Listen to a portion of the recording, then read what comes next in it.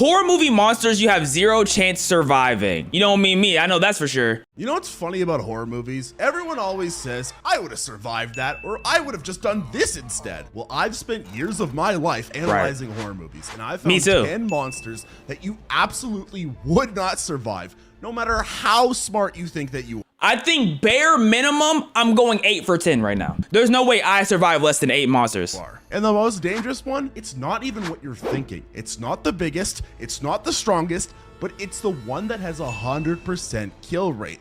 He just named 2 bums. I just saw 2 people that I'm easily getting away from or beating up. Talk to me. By the end of this video, you'll understand why this particular monster makes survival completely impossible. Look, I already know that you're thinking, not me, I'm built different. Yes. Don't be that guy that hits the like and subscribe button and then comments it in the comments. Everyone did that on my last video. Trust me, I've seen thousands of horror movies, and I'm about to show you why these monsters, they're built different.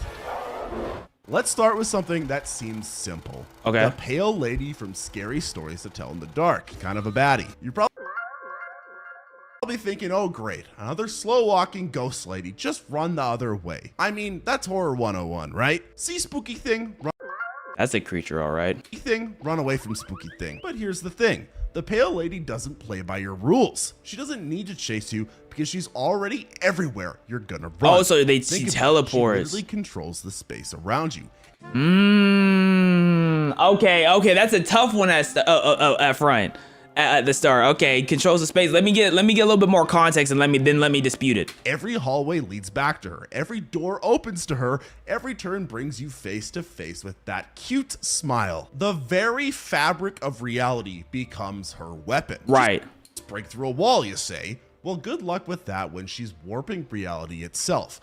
I'm not planning on breaking through a wall. This isn't your standard ghost that you can outsmart with salt circles or ancient prayers or Scooby-Doo magic shit. Right. The pale lady turns the very concept of escape against you. You can't fight what you can't comprehend. Easy. Reality bender, blah, blah, blah. She's bended reality so many times, but she's never had a tongue in the throat no matter what reality it was in. I'ma change that. I'm leaving her flustered. She's gonna feel the warmth of embrace that she's never felt before a day in her life. And then I'm walking out of there scot-free. She's never been loved on. That's easy. She operates on a level that makes your basic understanding of space and time completely useless. What makes her truly terrifying isn't just her appearance. It's not about understanding my understanding of space and time. It's about understanding the woman's heart. Appearance though that smile will haunt your nightmares. And that figure. It's the absolute certainty of your encounter. She doesn't just kill you. She makes you walk right into her arms like a warm, embracing hug, and then you get absorbed into her. Getting absorbed, but you see how he's getting absorbed through the body? You know why? She doesn't absorb through the face, because no one thought to tongue her down. Get me out of there, bro. I'm 1 out of 1. Next. It's kind of weird. It's literally like getting the choice of 3 doors, but all of them end in your doom. Let's talk about that walk. She doesn't rush, doesn't run, she doesn't even need to. That slow, inevitable approach is psychological warfare at its finest. Your brain has time to process exactly what's about to happen, but can't do anything about it. I promise you, she has no clue what's about to happen to her. Paralysis. Except you're wide awake and your legs are working just fine. They're just taking you exactly where she wants you to go. Sure. No, but that is crazy. Maybe train for a marathon, hit the gym, become the next Olympic sprinter, yada yada. But that's not the way. That's not how he's gonna get out of this. Stats aren't gonna save you. The pale lady isn't just a monster. You have to think outside the box. That's like the reason why I know I'm gonna survive, because I'm an outside the box type of guy. I'm not a box type of guy in general. Like if I ever live in a home, the home can't look like a box. It needs to look like abstract necessitiism. That's just, it is what it is.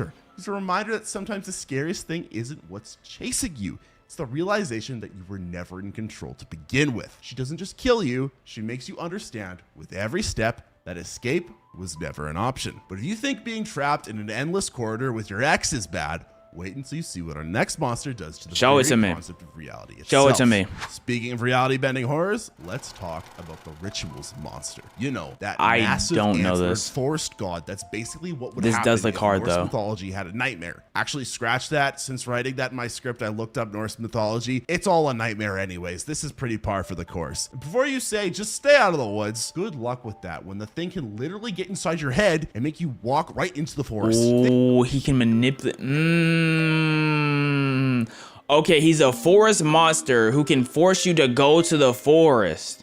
Okay, I'm cooking up something right now. I need a little bit more. I just need a few more details and I'm able to lock in on an answer. I just need a few more details and I can lock into my answer to solve this. But I think I already have a surefire method. Think about every survival skill you've learned from watching horror movies. Running, this thing owns the entire forest. Right. Every tree, every shadow, every path is its playground. Right. Hiding, it can make you see whatever it wants you to see. Okay. The perfect hiding spot probably doesn't even exist. Yeah, Fighting that back, stinks. dude, come on. Try throwing hands with an ancient deity that's been collecting sacrifices since before your ancestors figured out how to make fire. But what if I Right. just, no, stop right there. This isn't your typical woodland critter that you can just outsmart with some clever traps or avoid with a GPS. This thing doesn't just hunt you physically. He hasn't brought up my strategy yet. I think I'm good. He hasn't brought up my strategy. It psychologically dismantles you piece by piece. Right. Reaches into your mind, pulls out your deepest traumas, Right. and uses them as bait.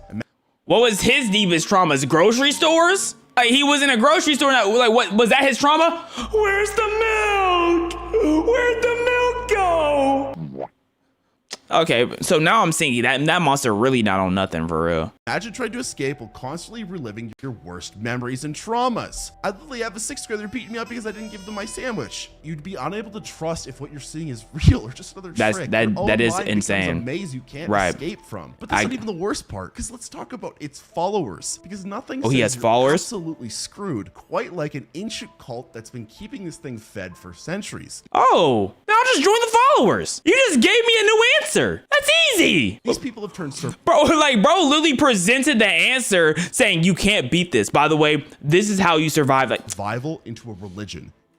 And literally says zero Guess chance what? of surviving, and I'm seeing survivors. Like, come you're on not out. the Easy. survivor in their story. You're the sacrifice. They've got home field advantage, generations of experience, and the backing of a literal forest Norse god. Your weekend Right. camping trips and that one time you went hiking, that's like bringing a water pistol to nuclear warfare. So, okay, I think his spiel is pretty much done. Let me go over how I'm beating this.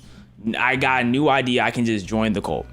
Easy. He presented the way to survive. I don't know why he would do that. Silly mistake on his part. I'm joining the cult. Number 2, which I think is a better surefire method that he did not even think to bring up, and I'm mind blown by the fact that he never even thought about this. Everywhere I go, I'm keeping dog treats in my pocket, and anytime I see him, I'm gonna be like, "Oh, you want one? Oh, you want one?" And I'm gonna throw it over there. He's gonna run over there, and I'm gonna wait. Cause I'm not scared of him. I'm showing that I'm not scared, right? Cause he's probably one of those who feasts on your fears since he likes playing all these psychological games. He's like the feast on your fears type of guy. I have plenty of treats. I'm gonna make it where he gets addicted to these treats and now he feels like he needs me to get him treats. Because look, he has a happy memory associated with me. Unlike the cultist, I'm not sitting there begging at his feet. No, he views me as a companion now. Cause you could say, oh, well, the cultist could just do it for him, but it won't hit the same. It's like having normal spaghetti and the spaghetti made by your mom. You're gonna choose the one made by your mom every time because of the memory associated with it. Easy! But the worst part, this monster doesn't just want to end you. It wants to break you. It wants you to understand your place in the food chain. See? You're not just dealing with some mindless beast. But if I stay there, he understands like, whoa, he's not gonna be just some guy who's just like, oh, he's mindlessly scared and whatnot. You're up against something that's been perfecting the art of horror since before humans invented writing. It's patient, it's intelligent, and it knows exactly how to make you lose your mind before it takes your life. Unless you've got a degree in Norse mythology, the survival skills of Bear Grylls, and the mental fortitude of a Buddhist monk, you're not making it out of those woods. And even if you had all that, you'd just be a more entertaining sacrifice. But at least with the ritual monster, you can see what's coming for you. Our next creature, it's what happens when evolution. I'm 2 for two. A mental breakdown. And 2 for trust 2. me, you're not ready for this one. Let's talk about the monsters from the void and why your brain No will clue what that probably is. break before they even got to your body. You think you've seen body horror before? These Lovecraftian nightmares make the Thing look like a kid's puppet show. And no, that's not an exaggeration. These things What do you mean by literally body reshape horror? reality like it's Play-Doh. Just shoot them. I hear you typing in your comments. No. With what? Your human weapons against creatures that literally don't operate under the laws of physics? If they don't operate under the laws of physics, what are they messing with us for? Obviously, they operate under something physics related. If they messing with us, they clearly view us as a threat. That's like a Saiyan saying to another Saiyan, bro, we could never touch Frieza, bro. With our Saiyan powers, how could we ever touch him? Even though Frieza bombed them because he was scared of them. Like, we different, bro. But put your limitations on yourself, not on me, though. These things aren't just from another dimension. They're walking middle fingers to reality itself. Your bullets might as well be spitballs against beings that can turn your intestines into tentacles and your skin into a doorway to hell. I already know how to beat them, but I'm gonna see if he brings up against my point first. But I do have an idea. And trust me, that's not even the worst thing they can do to you. And then let's talk about the cult that worships them, because apparently these Another easy answer, I'm joining the cult. But let's leave the cult out as an answer. We're gonna forget the cult, right? cosmic horrors come with their own fan club of humans who've completely lost their mind. But here's the truly terrifying part. The cultists aren't crazy. They've just seen enough to understand how insignificant we really are. That's an easy cult to join. But like I said, that's a very easy way to survive. When you're face to face with something that makes reality its plaything, madness starts looking pretty reasonable. The cultists aren't the real monsters here. They're just a preview of what's coming. The real nightmare isn't just what these creatures can do to your body. It's what they can do to your understanding. Which is disgusting. Of existence. Every rule you thought you knew about how the world works, gone. The laws of physics, more like suggestions. Right. Your own body, just clay for them to reshape into their own twisted. Now that's hard though. And they get quite crazy. Seeing a human is like, I don't like the way you're shaped. Oh yes, now you look like a dog. That's so hard. Imagine Picasso on acid with the power to remake flesh. Sure, you might think you're tough. Maybe you've got military training. Maybe you're a survival expert. Maybe you've got a really big frying pan. I don't like you. Your dingle's too long. Now it looks like a balloon dog. But what's your contingency plan for when your own arm decides to grow eyes and start speaking in 7 different tongues? Parasite? What's the survival strategy for when the wall behind you suddenly becomes alive? Is that Parasite? There's no survival guide for dealing with entities that treat our Parasite, amazing anime, by the way. Like a personal playground. The worst part, you can't even go insane properly. These things keep you conscious enough to experience every moment of your transformation. Right. You don't get the mercy of losing your mind. You stay aware as reality itself turns against you. They want you to understand. He doesn't refute my point, so I got this. They unmake everything you thought was real. But as cosmically terrifying as the void creatures are, at least they're obvious about being monsters. All right. I know. I had to make sure he got everything out. So they've been reality, go through dimensions, blase. We've all seen it before, right? But let me tell you one thing that they haven't seen properly before: their own self-reflection. I'm gonna hit them with the mirror. They're gonna be staring at themselves, and they're gonna be confused for a second. Like, I mean, yeah, that's what I look like. I'm kind of ugly, but you know what I'm saying? I'm not terrifyingly ugly. And this is what I whisper into their ear: your face look like a bow when you pucker out your lips. They've never been talked to like that before. They're gonna scream in horror, no, really?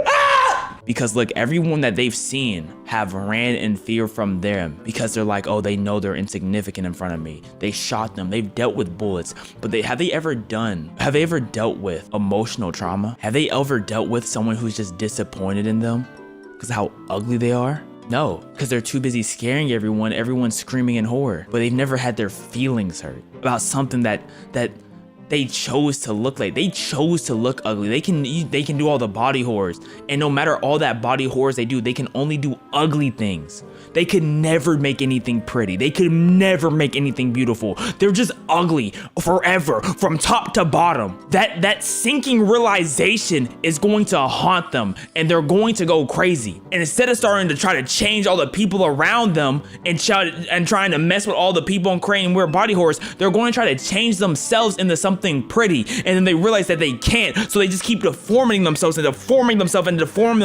until they can't properly function. I'm Next. Our next nightmare, it wears a human face, and that might be the scariest part of all, because sometimes the worst monsters are the ones that could have been human. So speaking of monsters wearing human faces, let's talk about the mother from Barbarian. And before you say, oh, it's just a mutant in a basement, let me explain bro, why this is creature easy. is a masterclass and why you're absolutely fucked. If you thought This your is mom easy was claps, like a bear, bro. buckle up. This takes helicopter parenting to a whole new underground level. Think you'll just avoid the basement? Ha! That's cute. The mother has turned an entire network of underground tunnels into her playground. We're talking about a labyrinth that would make the Minotaur jealous, except instead of one monster, you've got something that combines superhuman strength with the most twisted version of maternal instinct Bro, you've this is ever easy. seen. Your therapist is not going to be able to help you with these mommy issues, but I'd just fight back. Yeah, good luck with that. The mother isn't just strong. She's generations of inbreeding and survival distilled into pure nightmare fuel. You know how mama Like, bears this is genuinely the easiest one. Like, this is genuinely the lightest of work. terrifying when protecting their cubs? Now imagine that strength amplified by decades of underground evolution mixed with human intelligence and completely unrestrained by any moral compass. This isn't the kind of mother you can just send to a nursing home when she's getting too crazy. Here's what makes the mother truly terrifying. She doesn't just want to kill you. Sometimes she wants to care for you. And trust me, that's a lot worse. Imagine being protected by something that thinks crushing your bones is a form of love. Your survival instincts become completely useless because everything you normally do to escape just makes her more determined to help you. Talk about attachment issues. And you thought your mom trying to add you on Snapchat was bad. Sure, you might be thinking, I'm pretty good at navigating dark places. Maybe you've got some spelunking experience, but I promise you, your weekend cave exploring hasn't prepared you. Like, she may have superhuman strength, but what if she runs up against something that's beyond human?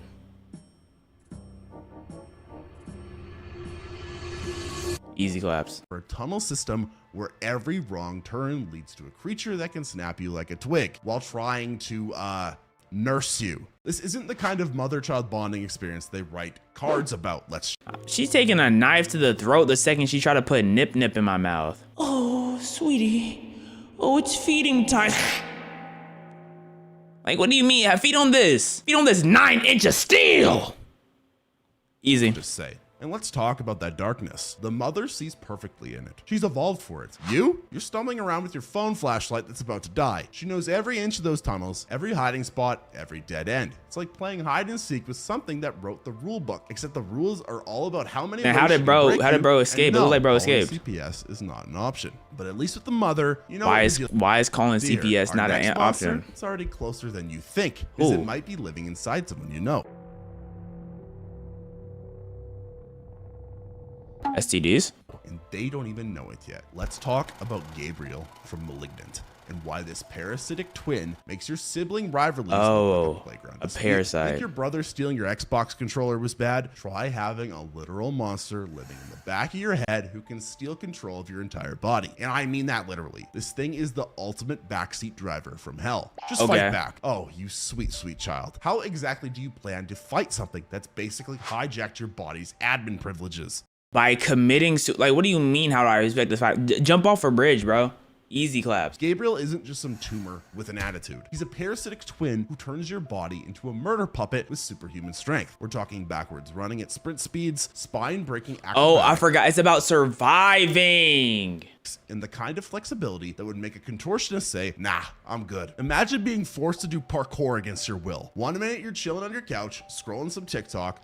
Okay, surviving a parasite that, bro, I'ma just get someone to force me to do a parasite cleanse. Or drink some of those mixture of strange concoctions. Cleaning that thing right out. I'm just taking a mean laxative. I'm gonna be pulling all those parasites out. That's easy. Next, you're running backwards faster than Usain Bolt while your spine's doing interpretive dancing. Not exactly the kind of core workout you were planning, huh? Your Fitbit would have an absolute meltdown trying to track this. But here's what makes Gabriel truly terrifying. He's always there, just waiting. You can't block his number, you can't ghost him, and you definitely can't get a restraining order. It's like having the world's worst roommate, except they live in your skull and can take over your Netflix account. Yeah, but he can't handle this parasite cleanse. Gabriel's watch list is nothing but horrible snuff films. And let's talk about his fighting style. This isn't your standard throw a punch, dodge a kick kind of fight. Gabriel turns your body into a human Swiss Army knife of horror. And you think you're tough because you did a few MMA classes classes, or you decide to pick up boxing because you like Logan Paul or something, try fighting someone who can fold themselves into a human origami murder machine. This isn't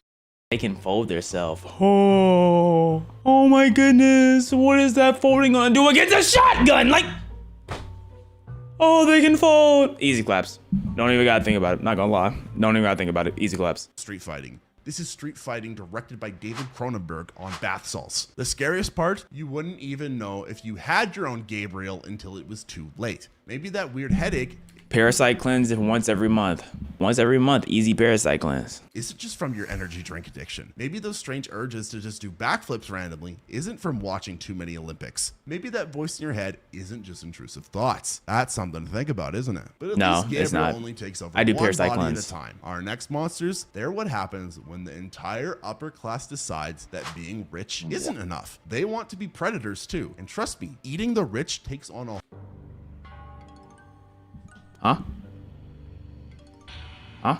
whole new meaning in this movie, because we gotta talk about the 1%, the socialites from society. Society! Get your jokes out already. I know what you're gonna say. This has nothing to do with the Joker. These monsters prove that eat the rich works both ways. You think wealth inequality is bad now? These trust fund babies don't just want your money. They want to literally turn you into their next juice cleanse.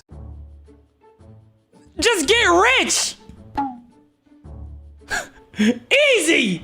Get your paper up! And then you become the cannibal. Oh, that's easy. Yeah, that's easy claps for me. I'm not gonna lie, that's an easier survive, bro. Just get a bag. And I'm not even talking metaphorically here. Just avoid rich people. Huh, yeah, because that's totally possible. Just in late-stage become capitalism. These aren't one. just your standard Instagram influencers flaunting their sugar daddy's credit card. These are shape-shifting elites who've been running the world's longest running dinner party. Imagine if the entire cast of Desperate Housewives could melt into flesh-eating blobs and absorb you for nutrients. Sorry Ooh, flesh-eating blobs and absorb you for nutrients. That does sound bad, but I'm gonna be too busy getting my paper up that I don't even need to worry about for it. that mental image, by the way. What makes the socialites truly terrifying is how they've turned the whole system into their personal kitchen. They don't just have money, they have influence, connections, and Right. enough power to make you disappear faster than Without your ex's anyone text messages knowing. after they break up with you. Think about it. When was the last time you saw a billionaire actually face consequences for anything? Now you know why. They were too busy having their critics for breakfast. Guys, you know, that's why you need to try as hard as you can to run up that bag, because you never know when you could be next. You gotta get that bag up or you're gonna get ate. Let this movie come real. You're gonna be upset you didn't get your bag up, bro. You're gonna be upset. Literally. Sure, you might think you're safe because you shop at Target instead of Gucci, but these monsters have turned social climbing the ladder into an all-you-can-eat buffet. That LinkedIn connection request from the CEO, that's not a networking opportunity. That's a dinner reservation. And spoiler alert, you're not getting the job. You are the job. And the position is the roasted turkey on Thanksgiving. Let's talk about their feeding process. They call it shunting. Remember that scene in your high school biology class that makes you queasy? These people don't just I don't know why when I thought of shunting, I thought of soaking. Man. Let's not get on the topic of soaking, bro. Y'all think some horror characters be soaking, some horror monsters be soaking? I want to know, like, do they be having kinks? I mean, they be eating, so they be trying to eat people. So I think they have to have a kink or two. Let's stop thinking about soaking, bro. If you don't know what soaking is and you think I'm talking about bathtub, bless your soul. eat you. They turn you into human fondue at their Twisted Country Club adult fun time parties, if you catch my drift. Your credit card debt might be sucking you dry, but at least it's not literally turning you into upper class soup. The worst part, they've been doing this since before your great-great-great-great-grandpa was a twinkle in someone's eye. Every market crash, every housing crisis, every time your rent went up, that wasn't just the invisible hand of the market. That was the socialites getting the munchies. They're This not just does feel eating, like they're it's a digesting lot the easier to. entire This might be the second easiest to navigate besides the barbarian. Like this feels very simple comparatively to the barbarian. economic ladder, one tax bracket at a time. But at least the socialites, you can try to stay poor and off their radar. Our next Oh, okay. Wait. So the 1% is eating the middle class. Is that what that is? Is that what's happening? Or is it? That's what it sounds like. So if that's the case, Just blow all your money. That's the easiest thing to do. Just be broke. That's easy survive. Monsters, they don't care about your bank account. They just care about whether you can keep quiet. And spoiler alert, you definitely can't. Now let's talk about the monsters in the quiet place and why your Quiet place. See, okay. I did say I was gonna go around an 8 out of 10. You know, I think there's about probably 2 I would lose to. I got aggressive poots. I'm talking about earth-shattering poots. I'm talking about poots where if I let it rip full blast, windows start breaking. Unless these creatures have a strong enough nose to where my toxifying poots, but that's the thing, my poots aren't toxifying. My poots smell like flowers, roses, strawberries. You know, like it's not actually hurting anybody. I don't want to say I'm cooked, bro, because I just have so much survivability in my tank, but I don't know. I don't know. I'm gonna have to get some time to think. In their world. And as someone with Tourette's, let me tell you, I'd be the first one to go. These things can hear you blink too loud from a mile away. And I'm over here yelling random noises like, like it's my job. I remember as a kid, They can hear you blink? I might be cooked, bro. Sit quietly in class. I might be cooked. It didn't make any sense to me. Why can I not just be silent? And then I become an adult and I realized, oh, that's why. But for me, it'd be game over. I'm gonna be cooked, bro. My toots are too loud. Just be quiet. Oh, you sweet, sweet child. Can't even watch Netflix without the subtitles. And I'm literally a human noise machine. These creatures don't just hear well. You can't even read books. If they can hear blinks, that definitely means if you going through paper and you know those two pages get stuck, so you're like crumbling like those, they coming for your butt. And into one giant game of Deadly Simon Says, except the only rule is shut up or die. Anytime I would do something, it would basically be a dinner bell for these things. Come and get your free meal, now with sound effects. Let's break down why we're all absolutely screwed. First off, do you have any idea how many involuntary sounds your body makes? Sneezing, coughing, stomach growling, and that's just normal people. Me, I'm like a one-man band of random noises. Got allergies? Dead. Sleep apnea? Dead. Random urge to shout pickle in the middle of hiding? Dead. Snoring? Oh, if you're a snorer, you don't even get to see your death either. You're just gonna be. Oh, then you just start having a wet dream and you start leaking a little. Wow, that was bad. Oh my goodness, that was bad. Dead. Farting in your sleep? Dead. Sure, you. Farting in your sleep? I'm a sleep farting connoisseur. Might think you could adapt. Maybe you know some sign language. Maybe you're good at being stealthy. But let me ask you this. Have you ever tried to step on a Lego in complete silence? Because in this world, that would be the difference between life and death. How many people dying on the toilet because they just too loud? You know what I'm saying? That pee hitting the water a little bit too loud. How do you silently pee? Don't even get me started on trying to use the bathroom quietly. That's a whole new level of performance anxiety that I'm not used to. Like, imagine you gotta poop really, really bad, but you gotta do it silently. I don't know how that's possible.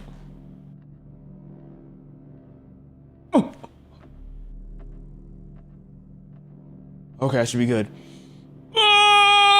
You know what I mean? That's how most of us sound, at least, because most of us be constipated for real. The real nightmare isn't just staying quiet, it's staying quiet forever. Every single movement has to be planned, every step calculated. Imagine trying to cook dinner without making a sound. Or better yet, imagine trying to tell someone you love them without making a noise. Opening Maybe a can. That's why no one's ever told me that they love me. Now, dog, opening a can. Because canned foods is going to be how you're trying to live for real. This is Ginny in Georgia. To tell someone you love. Bruh, I think that bro from Ginny in Georgia. I'm a Ginny in Georgia type of guy. I'm not gonna lie to you, bro. Waiting for the new season, like.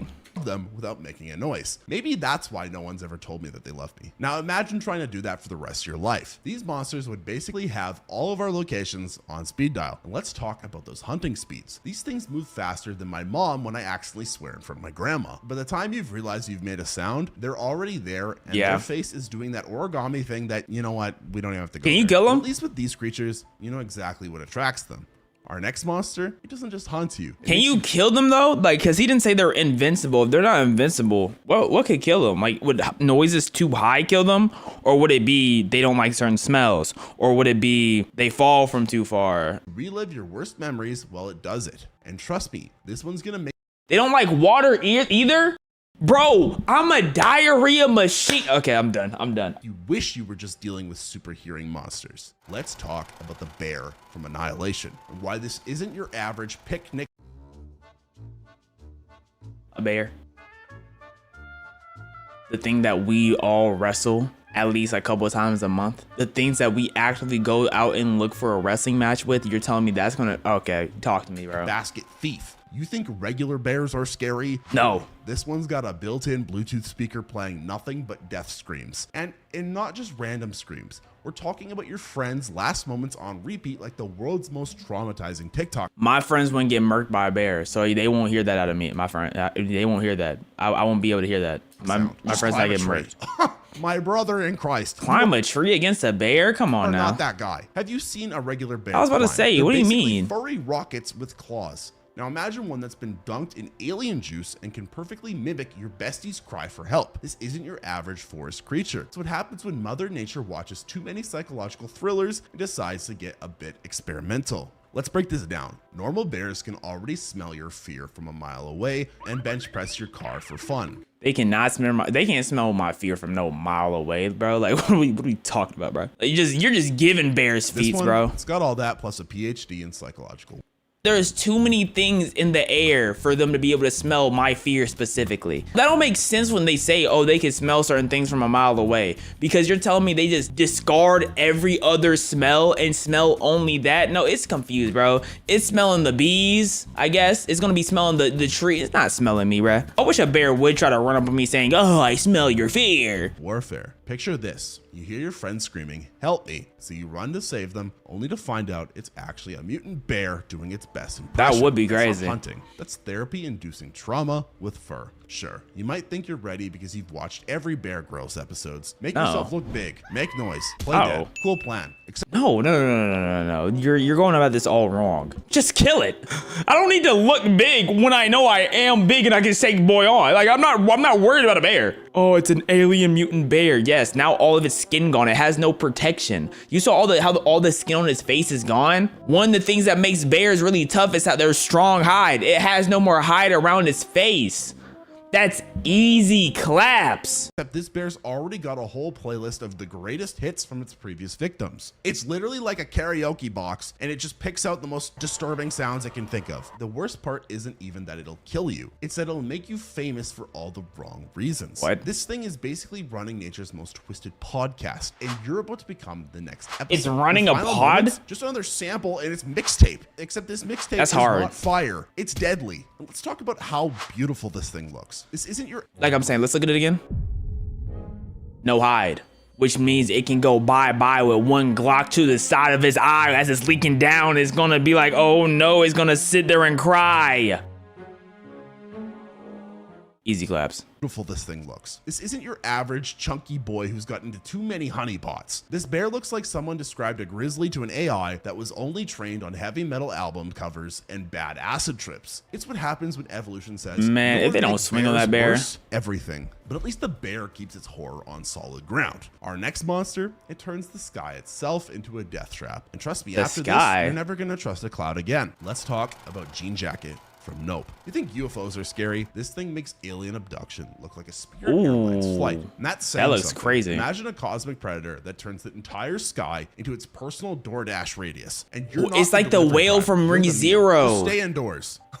My guy, this thing can literally disguise itself as a cloud. Yeah, that cute little bunny. it's just like the whale from ReZero, bro. Could have been a giant space jellyfish waiting to slip This is you out kinda like the hard. last bit of boba in your tea. There goes your entire childhood of cloud watching. Thanks, trauma. Let's break down why you're absolutely done for. This isn't your standard History Channel UFO trying to probe you for Well, science. honestly, I don't Jean even think I need to verbalize how I survived this, because I've already survived like 8 out of 10 happens by when default. evolution So looks at a jellyfish and thinks, you know what would make this worse? If it could fly and eat entire crowds the size of Coachella. It doesn't just eat you, it puts you through its cosmic washing machine on the wrong spin cycle while making it rain Like this, blood like, the world's explaining most how I metal survived weather this doesn't really system. concern me You at might all. think you're safe because you've got a roof over your head, but this thing EMPs all your electronics faster than your mom shutting off the Wi-Fi at night. No phones, no cameras, no tweeting your last Oh, dang, you moments. can't even- Gen you Z can't would be even fucked. TikTok Let's it, talk about dog? that feeding process. You don't just die. You get to experience being trapped in its giant alien stomach Ugh, with everyone else yuck. caught. Like the worst music festival mosh pit like the ever. like the human centipede. crowd surfing, you're just surfing through other people's We all in each maze. other's boot. Basically Ooh. a cosmic water park where every slide ends in digestion. The scariest part, it's patient. This thing will just chill there, waiting to turn your backyard barbecue into its personal Uber Eats order. Planning an outdoor birthday party, that's not rain. Why would that's you- about yeah, to ruin why would your you do cake. that? That's Jean Jacket deciding your whole party looks like an But apple. honestly, Stanford. like, But at least just from like for getting monster perspective, it just doesn't look like a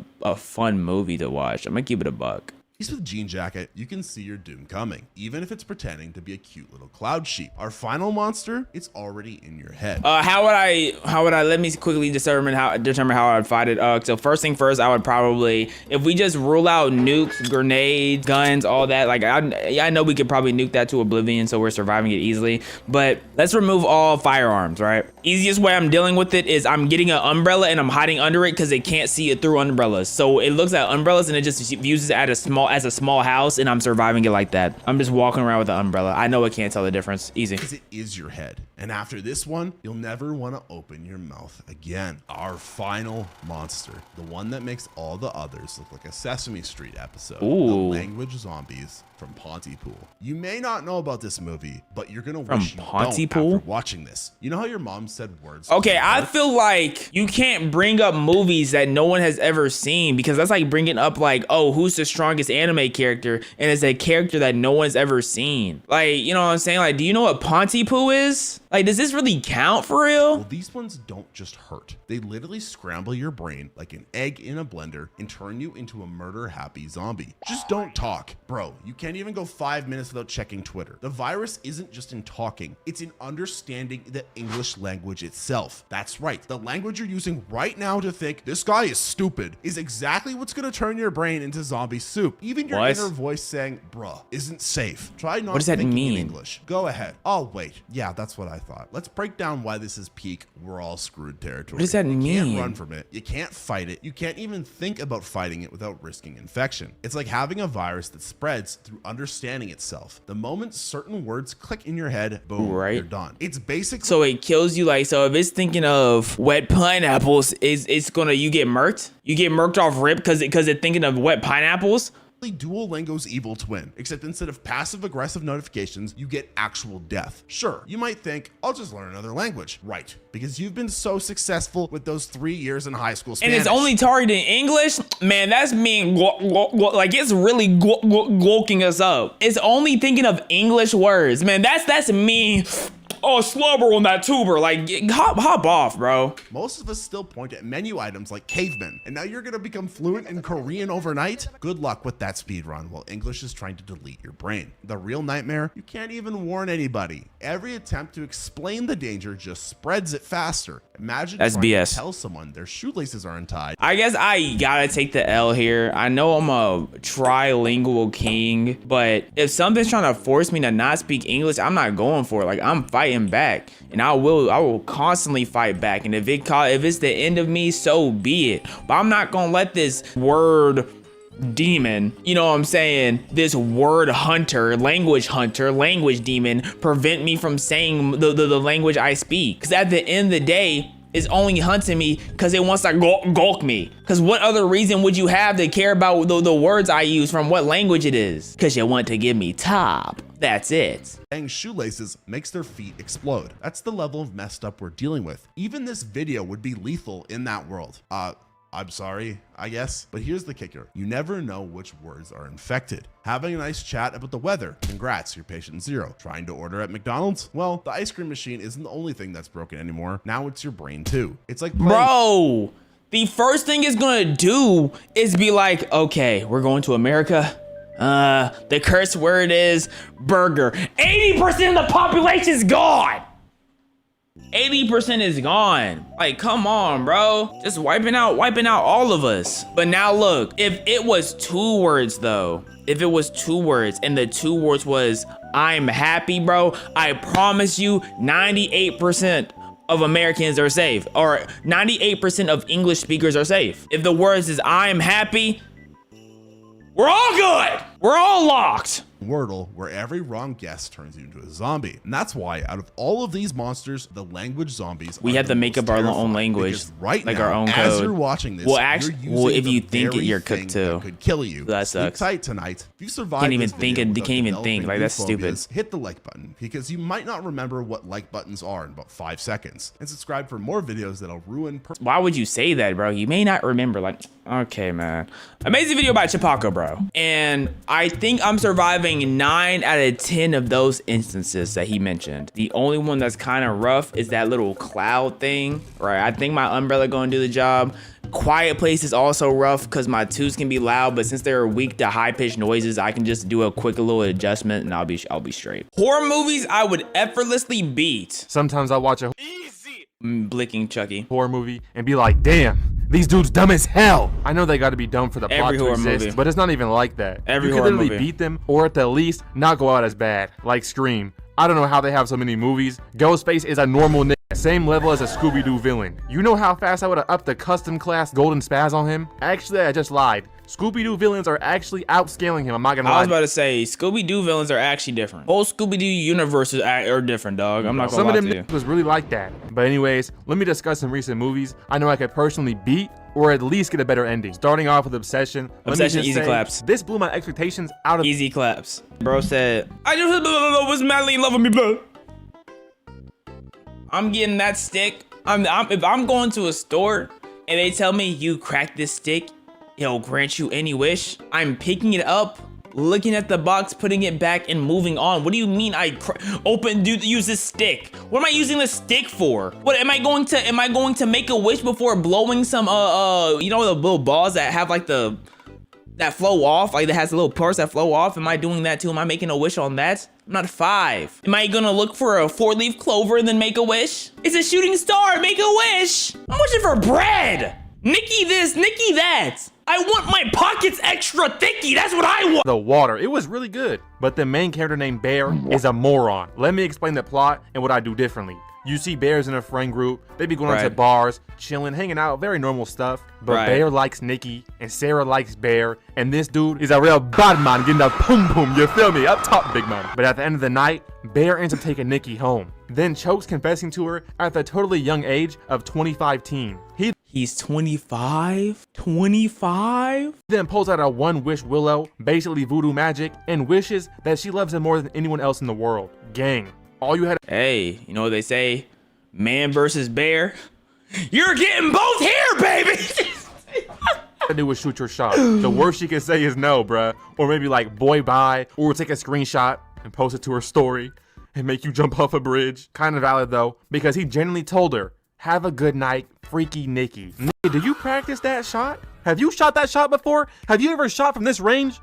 No. But he got blessed by God. She came Now, back and was like, one thing about Obsession was when we were at the intro where bro was like saying what he wanted to confess to Nikki, I was like, okay, that's not that bad. And then his friend immediately said that was garbage. I was like, whoa, wait, hold on. Am I tweaking? Like I was rethinking my whole like how I would approach it. I'm like, wait, why did he cut that thing off so fast? I thought that wasn't bad. But he was just sabotaging, bro. Bear, do you like me? And he said who me? What? No. Yeah, nigga. You might actually need that voodoo magic, because you're shooting fully contested reds, bro. But the magic actually worked. It's not and turned her into a straight contested. freak. She was all No, it's not fully contested. The shot was actually wide open.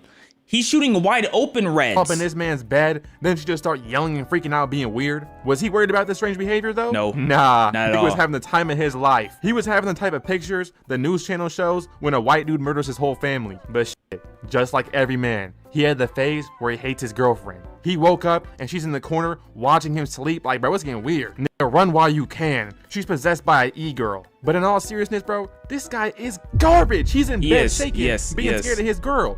Gang, she's 120 pounds. You are in zero danger. Throughout the movie, though, Nikki turned into a Viltrumite, Yeah, killing no, Sarah she- through she a de- car. he definitely she was also in upped danger. the pull on Ian. He but was gang, definitely in danger. She's just a crazy woman. He could have called the police or killed her. Yeah, so if we're doing based off the plot point of I did break the stick and she was madly in love, the second my cat is taking out the trash and you're putting my cat on the ground, making some memorial or whatever, or telling me to get better, you're out the house. Like off rip, you out the house. If you're acting weird in that corner like she was doing, that's when I'm calling the police. Actually, no, I'm calling the police if you're in the house again. Or killed himself. No one else had to die here. But ultimately, the whole movie could have been avoided if he wasn't a pussy. He ignored Facts. every single red flag and showed why he deserved to die. Nikki literally fed this man his own dead cat. But because he used to like her, he should just let it slide, right guys? Or when Bro, if I get fed my own dead cats, you don't have to worry about the police getting you. At all. You don't have to worry about the police getting you. I'm like, the fact that he let that slide was blowing me. she stabbed herself in the face. Or when she begged him to kill her, saying it wasn't really her. And this nigga said, "What's so bad about being with me?" Probably that she's not, gang? Like, you're just as evil as the evil Nikki. Think about it. He could have stopped most of these deaths if he didn't give Ian the stick and just paid a stranger to do it, or something around those lines. Nah, you're really a thinker, bro, because I didn't even think of that. But to be fair, like, he did go to his best friend for a favor. To be fair, like, yeah, like, he gave it to a stranger. I mean, giving it to a stranger and paying him, that makes sense. But he went to his best friend, and his best friend looked him dead in the eye, did not take him seriously, and then wished for money. And then he pulled up on Nikki talking about he pulled up on them saying, hey, Bear, I won $1 billion. It's real. Bear was there. He knows it's real. You know why he pulled up to the crib saying he won $1 billion? Because he wanted to flex to Nikki. He wanted to show Nikki that he was breaded now. That's the only reason he pulled up. Because Bear already knew he wanted the money. He was trying to get Nikki's attention, and he did. He got blit. He literally seen $1 billion fall in front of him and didn't think to just pay someone to do it. For $1 billion, bro, I can't even say what I do, bro. Things might get scary. This movie's so easy to beat, it's almost hard to talk about it for any longer. Just don't be Bear and you'll survive this. Now, Backrooms. This one was also really good in my opinion. I didn't know shit coming into this, but I gotta say, man, it was great. It was but cool. as we know, how I'm surviving Backrooms, I'm going in there, getting my initial furniture, and never going back in. Clark lives inside his family furniture store. He about broke as hell. I don't know why he thought he was gonna get some bread like this, but eventually, he discovers he can go through the wall into a place with infinite space. Like, oh, hell no. Y'all probably thinking, but Eustace, this isn't his fault. You know what I'm doing though, low key? I'm gonna rent out the space to tenants. Yo, I'm literally gonna make mini rooms in there, bro. I'm renting out spaces to tenants. I'm gonna get some bread. No, he went back outside, then chose to go back in. Once I made it out, I would have never looked back. I thought he was a test dummy black guy that's supposed to die early in the movie. He literally got chased by an unknown being from an unknown place and decided, yeah, I gotta go back there, man. Let's do it. Not with the police, Which was crazy. not with a scientist, but with 2 teenage employees. Let's also tell nobody we're going here. And when he got the employees, he already mapped out the area. Like, he was really getting chased by an unknown entity, left and came right back. He wasn't scared that the entity could come out the back rooms into his real life. Like, why was that not a fear? All he brought was rope and a camera. I know the budget was slim, but damn, my nigga, really? We're not gonna bring any food? Any water? We're not gonna bring a compass, maybe a map or something? It looks like he asked someone for some supplies and they say, here, nigga, damn. They decided to tie a rope around this dude's waist and drop him down into a tunnel. Why not just tie the camera and lower it down, then pull it back up? But he went down Nah, there, you're some really disgusting a black thinker, goop man. And some clothes. That's a sign you need to go back up immediately. There ain't no treasure down there, Buster. Safe to say, that boy got snatched up down there into the pits of I don't even know where. Clark and the girl also fell down too. Now, could I survive inside the back rooms? Absolutely not. Them monsters would give me straight belted ass. What the monsters give me? If old girl can survive, I can too. If the black guy could survive, I can too. Absolutely, I'm locked. That black guy was surviving in there for a couple of weeks, I feel like. And then he choked, you know what I'm saying? He choked under the pressure because he didn't stay on his toes, but he was surviving for a minute. I can survive for at least 730 days. But I never would have even stepped foot in there. There's no objective. There's nothing to do here but die. Niggas in horror movies hate keeping their life, bro. Like, tell me what Clark was trying to accomplish by going deeper inside of this place. He already had the some footage. more furniture. He already took an item outside. He just wanted to get smoked. But as you know, he goes missing. So this lady, his therapist, goes and figures out where Clark went missing. Does she go back and call the police? Or does she decide to go? What about Clark's wife? or divorce or divorcee or whatever, what was she not concerned? She didn't even think about, bro. Looking for a missing alcoholic in an unknown realm. Yeah, the second one, bro. She wanders around and finds Clark after months. I don't know how the hell he didn't die in here. I guess he just running shit now. But he's low-key turned evil and kidnaps her. He's got all his goons and whatnot. They're having a family dinner. Yeah. He tried acting out his That's what I'm failed saying. marriage He with was- her like it was kind of pathetic. Especially because he died to a backrooms version of himself, which then went on to chase. I'm telling you though, he survived for that long. I can do it And too. all I gotta say is, bruh, I'm burning this nigga. He got a wooden Yeah, leg. he wasn't moving, bruh. All I have to do is hit some DBD tech. Look. He wasn't little moving at crossover, you know what all. I'm saying? So if I have the choice to avoid the back rooms entirely, yeah, I'm winning this. If I get kidnapped by Clark, I'm probably cooked. But then again, the therapist put up a pretty decent fight against Captain Clark. Now we have Exactly. FNAF. Let me tell y'all boys, I wanted this FNAF to is drop easy. for like 10 years, bro. I remember I was genuinely in 3rd grade telling my classmates I can't wait for this to drop. And when it did, man, that shit was ass. I ain't gonna lie, y'all, that was terrible. You see a broke dude named Mike Schmidt takes a mysterious job guarding a rundown entertainment pizzeria. I think that's what you call it. I don't even know how to explain it for real. First night, he watches the instruction video and they let him know there's robot animatronics that roam this place freely. Like, wait, what? What you mean roam freely? So the robots are just running shit around here like in a security room? I think the funniest thing with FNAF is that if FNAF was real, right? 99% of people on that night one, if they get told the animatronics can move and they actually hear and see them moving, if they survive in that night, they're 100% not going back. But the thing is, that's if they survive the night. If they hear that the animatronics can move at night, they're leaving before their shift starts. Like, even if FNAF didn't exist, if it wasn't real in an alternate universe, if we were working a job and they said the animatronics could move at night, none of us are like, oh, okay, that's fine. Animatronics are not supposed to move when no one's here.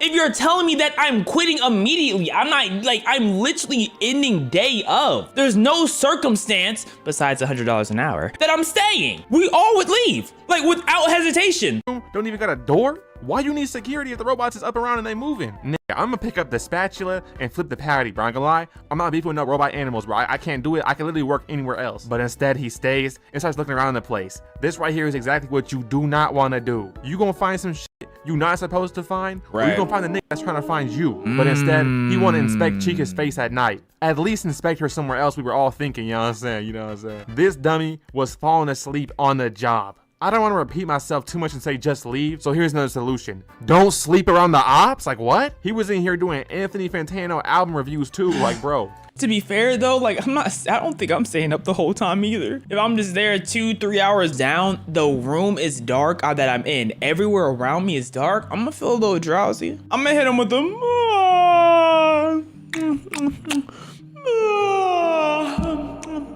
you know what I mean? He don't like having none of his senses working. He was having literal dreams about missing children and still stayed. But maybe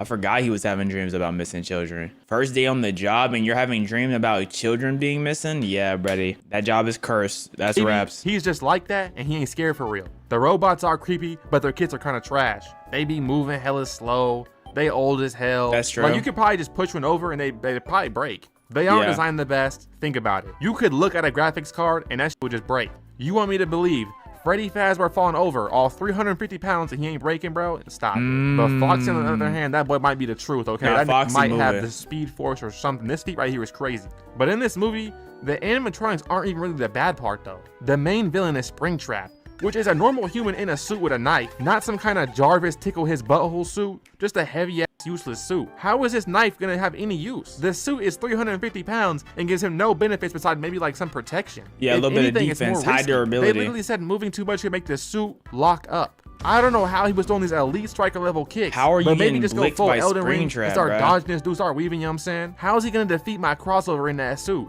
I would have hit him with the jump scare, and once he's down, he ain't getting back up. But yeah, I would've man, I thought just- these movies were pretty. I literally would have just walked fast the other way. Like if we're talking about Springtrap, 300-pound suit, he can't really move. I'm just speed walking. Like what else? I don't need to do nothing else at all. Fun, even though FNAF is kind of trash. These are just my ideas, you know what I'm saying? I could be wrong on some of these, okay? Some of these I probably would lose. If you have Nah, bro, trust me. We killing every single one of these. I'm not gonna lie. We easily surviving obsession. We're either calling the police if we snap the stick, or we're not snapping the stick in the first place, because I don't need no stick to let me get what's off my chest, bro. Unless I do need that stick to get what's off my chest. You know what I'm saying? Backrooms, bro. Like it's literally just a room with like some fake scary people. Like bro was not Captain Hook was not moving at all. Like he had no movement. He's not catching me. Maybe catching you, but he not catching me. In FNAF, second I hear a footstep from the animatronics, I'm sprinting out the door. I'm literally not looking at anything besides the exit the second I hear a footstep. I hear awkward noise. I'm a security guard, but how am I a security guard with no security weapon? You know what I mean? Like, I'm not going for that. Anyways, amazing video by Eustace. The 7 levels of monsters. The 7 levels of monsters. Hey, I just said that. Explained. Level 1. Local threat. Local threat. Okay, let's see what level of monster that I like. All my capabilities as a peak human being starts to wear off, and I'm not actually able to fend off the monster. Bottom of the food chain. Not because they're bad monsters, but because you can literally leave or alternatively beat the crap out of. Right. Most of these monsters you have to go to them. They're most likely not even hunting you. For example, those descent creatures. There's a reason you stick to tourist approved explored caverns, and as we see from the what do you mean movies, explored caverns? Why are we cave diving in the first place? See, that's the thing you're not gonna catch me doing. You're not gonna catch me cave diving. Unless y'all wanna see a video. Like y'all not gonna catch me cave diving. But if the video gets enough views. all it takes is for a woman with a disloyal boyfriend to absolutely go ham on these creatures and to come out somewhat alive.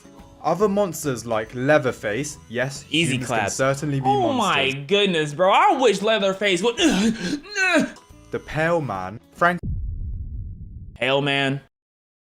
Frankenstein's name. monster, the Creeper, Is this Jeepers Creeper or is this someone else? Because I know Jeepers Creepers is not a level 1 monster. and Gremlins fall into So this category. that can't be Jeepers Creepers. Don't get me wrong, I'm not saying they won't rock your shit. They absolutely will. Not but me. Their threat is limited to a few miles. Oh, but the Creeper can fly. Firstly, that lazy, unemployed sloth only wakes up every 23 years for 23 days, so we can That's spawn true. camp his sleeping bag. And even then, he's basically a road hazard. Bat Soup is more Bro thinks, yo, Jeepers Creepers is not level 1. Bare minimum level 2. globally dangerous than him. The Creeper has to eat similar parts of humans to regenerate its own counterpart. Therefore, we can lure it using a trap of people who are scared, as we know it hunts by tracking cortisol from its third nostril. Right. Once we trap it, we can rip its wings off and it wouldn't have the ability to regenerate wings unless it eats Ronnie Coleman's lats. See, that's a good idea, but the fact that I didn't present it makes me think it's not possible, because if it was possible, I would have thought of it already. From there, cut it up and make sure it can never regenerate again. And don't even get me started on Leatherface. He's bound to his farm, and last I checked, he's not surviving 6 guided missiles from an M142. Okay, so I see how you're operating. You're not operating on the standpoint of running the ones. That's what it is. You are operating off the fact that, oh, of course, if our government teams up against them, we can take them down. That's the problem. Jeepers Creepers pulls up the first few days, the government not gonna be on timing. What are you gonna do on those first few days? You know what I'm saying? By the time Jeepers Creepers pulls up the next time, people are gonna think that he's a myth in the begin with. Like he's gonna be an urban legend every 23 years. That's what it is. Like, of course, if you get missiles, you're gonna knock someone out, but what are you going to do? High mobility artillery rocket system. And Frankenstein's monster? Here's the plan. We hogtie Victor Frankenstein like his Red Dead and deliver him on a silver platter. He's happy. Frankenstein is easy. All you really have to do is like get you and your buddy, y'all running around in circles, confuse him, and then y'all start wrapping some rope around him, right? And he's still gonna be a little confused and dizzy. You use that dizziness to tie a knot. When you tie that knot, put some bricks in that knot, throw him in the water. He'll be stuck for like a few years. We're happy. Job done. The monsters on this level are usually locationally dependent or can be exploited quite easily. Right. The Pale Man is my favorite monster ever by far, but it's magically bound in its lair. Like the rest of this list, you have I've to never heard of the actively Pale enter Man. Have you ever watched the Pale their Man? domain for them to be our problem. There's not much risk to civilization here, unlike Level 2. Yeah, there's okay. Civilizational risk is different. I will say that is different. Predator. now we're dealing with monsters that hunt you and most definitely are a threat. Bro is putting Chucky over Jeepers Creepers. Let's be so for real. Let's be so for real, bro. That Chucky doll is not over Jeepers Creepers, bro. These aren't confined to one house or cave. They're mobile, methodical, and Bro, that's oftentimes Jason. That's a normal relentless. human, bro. Run the Monsters like ones. Jason Voorhees, Freddy Krueger, Michael Myers, Diddy, and Chucky are predators. Okay, I don't know how you beat Freddy. He haunts you in the dreams. He's the worst one here. Yo, Michael Myers is a normal human, bro. Running the ones. Jason, normal human, running the ones. Chucky's a doll. These three are level 1. What are we talking about? Jason's killed across multiple states from Crystal Lake, Manhattan, even outer space if you count Jason X. Bro, walking in the city of New York with a mask on and a machete, and you're telling me everyone ignored him, bro? Cap! His underrated ability is his intelligence. He showed proficiency in setting traps and wielding various weapons with insane efficiency. He also demonstrated SEAL Team 6 tactical skills by disabling electronics and cutting off communication lines before hunting his disabling victims. electronics, And just like such his a arch genius. nemesis, Freddy Krueger is also an absolute threat that hunts you in your sleep. The dream world is his home court advantage. Yeah, as he Freddy has Krueger is not. reality He's the warping problem. Powers capable of turning Freddy someone Krueger is a into problem, but cockroach. Jason and He Michael also and went Chucky. ban for ban with Jason, so we know he can take the upper echelon of beatings. But here's Freddy's fatal flaw. In dreams, he's invincible, but when he's pulled into the real world, he becomes mortal and can be killed. He's also geographically limited as he is obsessed with terrorizing Springwood. If you move away from okay. Elm Street and that's forget easy. about him entirely, he loses his connection to the physical That's world, easy which claps, is that's easy exactly what claps. happened in Freddy vs. Jason. Those limitations keep him at level 2. And before you diss Chucky, he's very much also a threat, using his size to his advantage through Right. sneak attacks when you least expect it. Oh, yeah. Just because the later movies made it more of a joke and relied on brain-dead protagonists doesn't mean Chucky isn't capable, as evident from the first movie. You just showed him hitting someone with a ruler. You just showed him hitting someone with the ruler, then he was slowly walking up with the ruler in hand, and you're going to try to convince me he's a problem. Get out of here, bro. The difference between this level and the last is that they're more She's getting beat to death by a ruler. A doll is using a ruler and beating her. Put him in level 0, bro! Level 0! Come on, man! seasoned killers and actively hunt. But I'll I pee on that doll! I'll flush that doll down the toilet, bro! still wouldn't call them apex predators, as they're not leveling cities or threatening nations with supernatural abilities unlike Level 3 Apex Predator.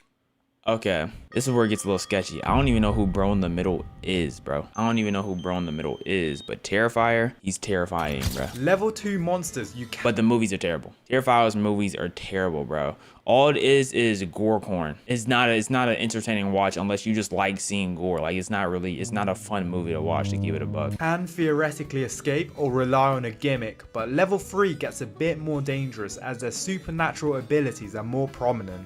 Monsters like Samara Morgan, Art the Clown, Burgul, and the creature from It Follows are Burgul? apex predators. It Imagine follows. your dumbass friend. Bro, it follows. You're telling me it's just gonna slowly walk on. Isn't it just who they last smashed, bro? Come on now, that's easy class, bro. I'm gonna clap it. Like, Shows you a what? tape that says "Do not watch." And next What? thing you know, you're fighting. I'm Samara clapping the Morgan in monster. hand-to-hand Then it has to combat. kill itself, bro. That's easy And dubs. no offense, you're not winning. Okay, sure, you can show the tape to someone else, but you're not exactly defeating it from humanity's perspective.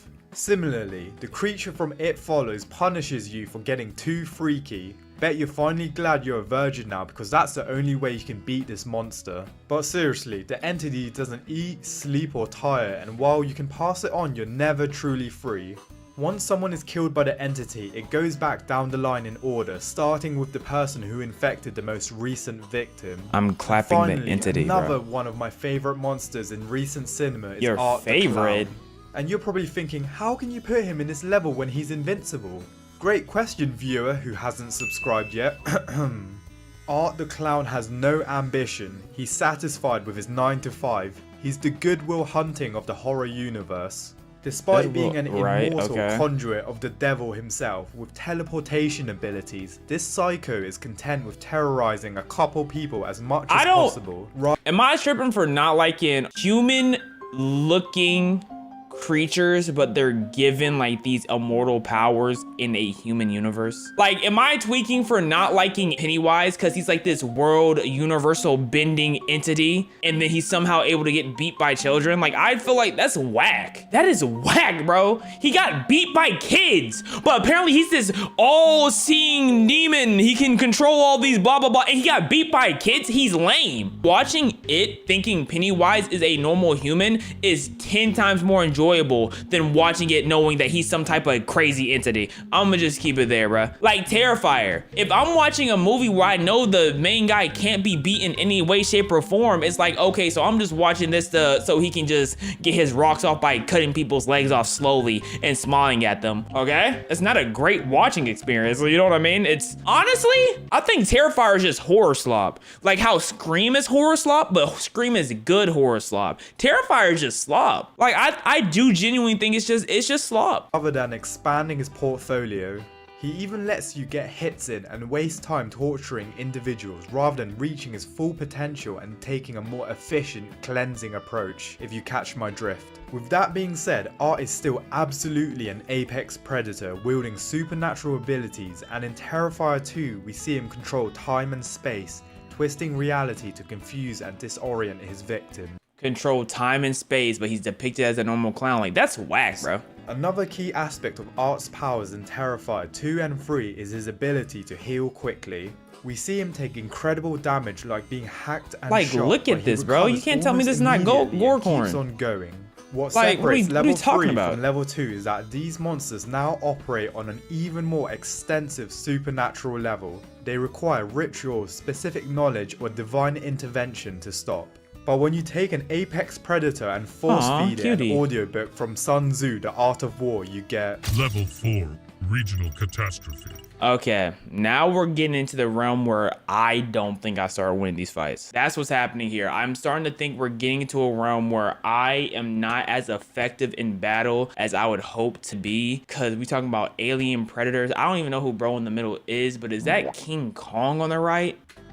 We've officially left the realm of individual destruction and entered mass casualty events that will rack up Avengers level infrastructure damage numbers.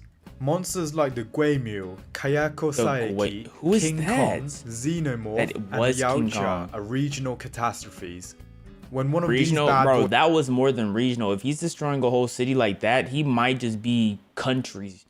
He might be country level. get loose, the government declares states of emergency and entire cities get evacuated.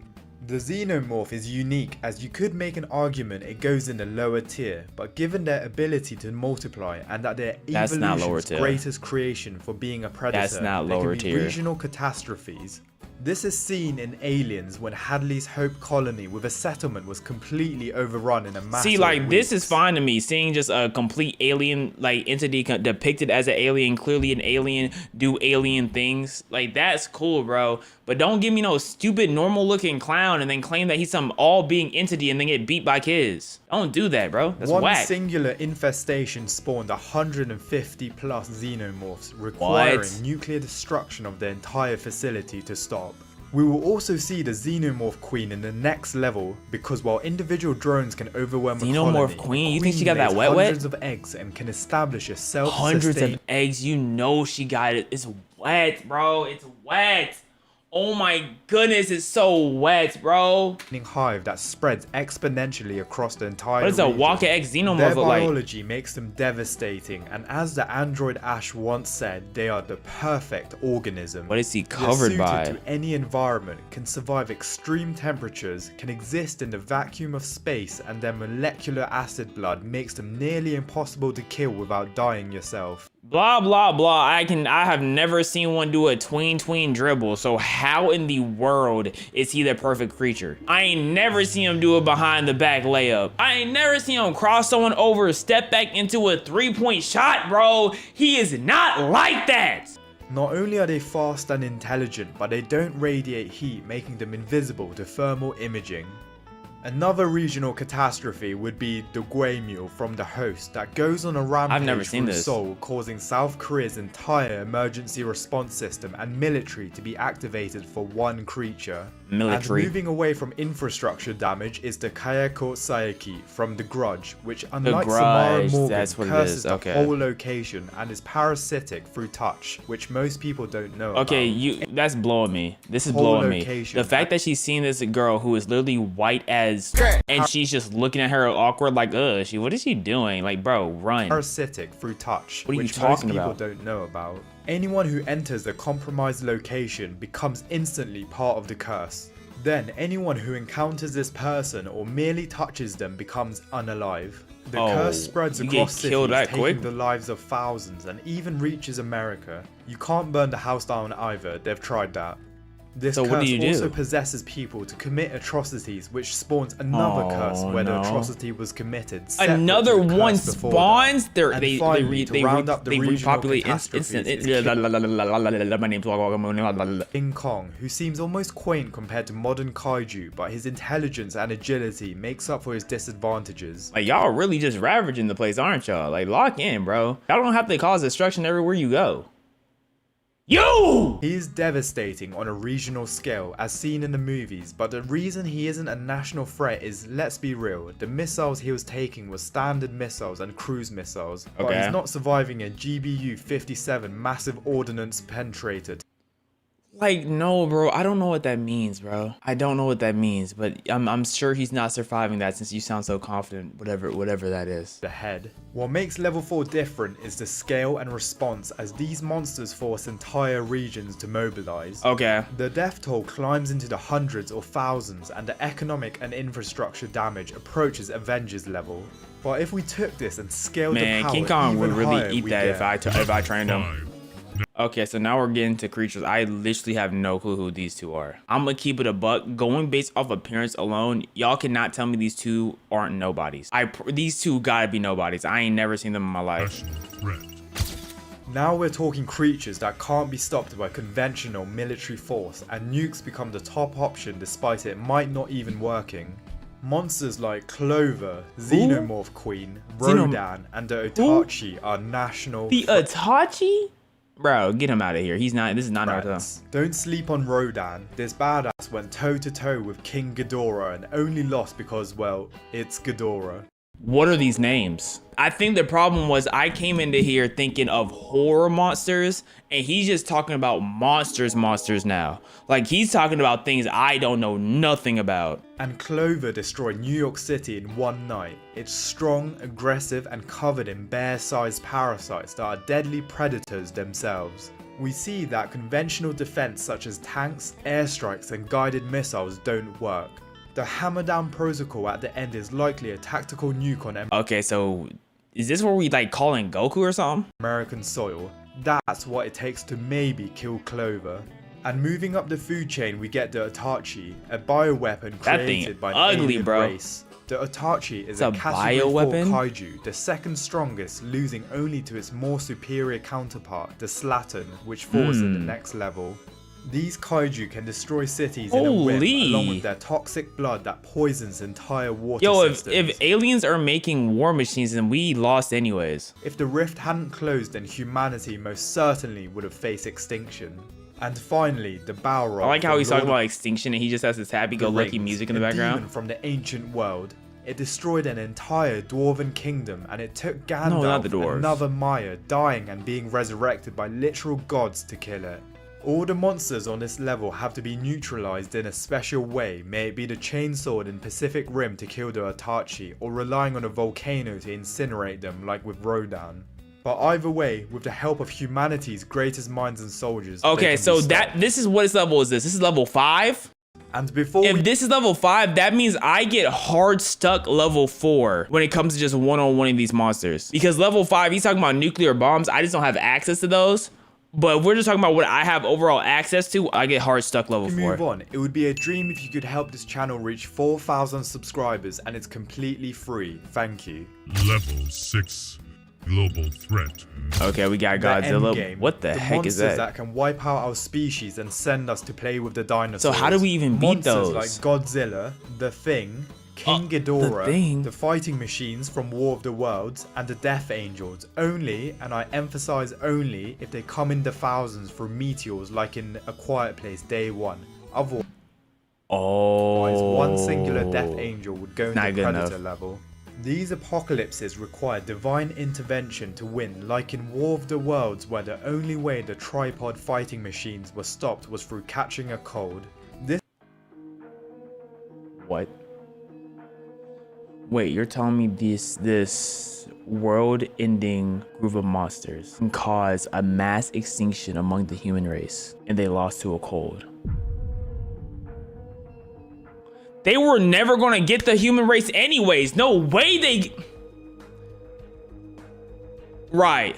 They lost to a cold, and we're supposed to be scared of someone who lost to a cold. Let's be so for real. thing can take nukes like it's nothing but got stopped by a little sneeze. And do I need to say anything about Godzilla? His mere presence causes seismic activity across the Pacific Rim. Y'all and his saying atomic Godzilla got breath aura? has the yield of a thermonuclear weapon. He Holy. can even drill a hole through the earth with his heat ray and can fling King Kong like he's a child. And the only monster that can go toe to toe with Godzilla without help or a weapon is King Ghidorah, a three-headed alien dragon that can fly at supersonic speeds, regenerate from almost So who has more aura, Ghidorah or King Kong? I mean, or Godzilla? any wound and shoot lightning gravity who has more beams aura from between the each two? mouth. Ghidorah creates global Ghidorah.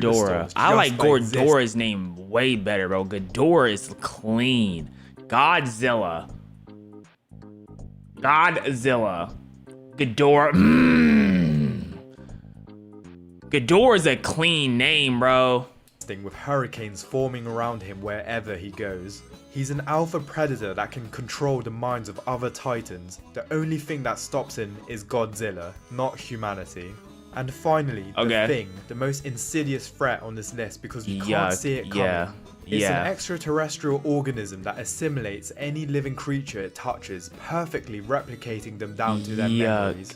If it had reached civilization, every infected person becomes a new infection vector. So why didn't it reach the civilization? Because it's not like that. Like, Could come on, even bro. argue this makes it a cosmic level threat if it were to enter space. All the monsters on this list could take over planets, and there's very little humanity could do about it. But they're not steamrolling multiple planets or have the potential to be a universally Steamrolling existential multiple threat, planets. unlike Who's 7. level 7? See what I'm saying? Why is Pennywise level 7 when he loses the kids? Get him off the... He's a fraud! Extension. We've now reached near godlike beings, and in the case of one of them, death itself.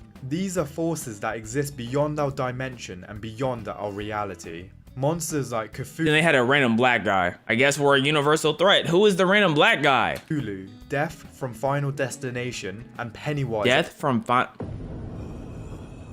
from Final Destination. Are they talking about like the actual art of death or the... I don't know. I never watched Final Destination at as all. deadlights are cosmic threats. Cthulhu is a priest of the great old ones, Yeah, and his Cthulhu. mere Yeah. existence warps the minds of anyone who perceives him. Yeah, Cthulhu, he's kind of a can problem. conquer without lifting a finger. He's kind of a H.P. problem. Lovecraft even described him as a being so alien that the human mind cannot process his true form without fracturing completely. When he awakens, Right. humanity goes mad and then gone in an instant. Not me though. And to quote Lovecraft, Cthulhu is not composed altogether of flesh and blood and can never truly perish.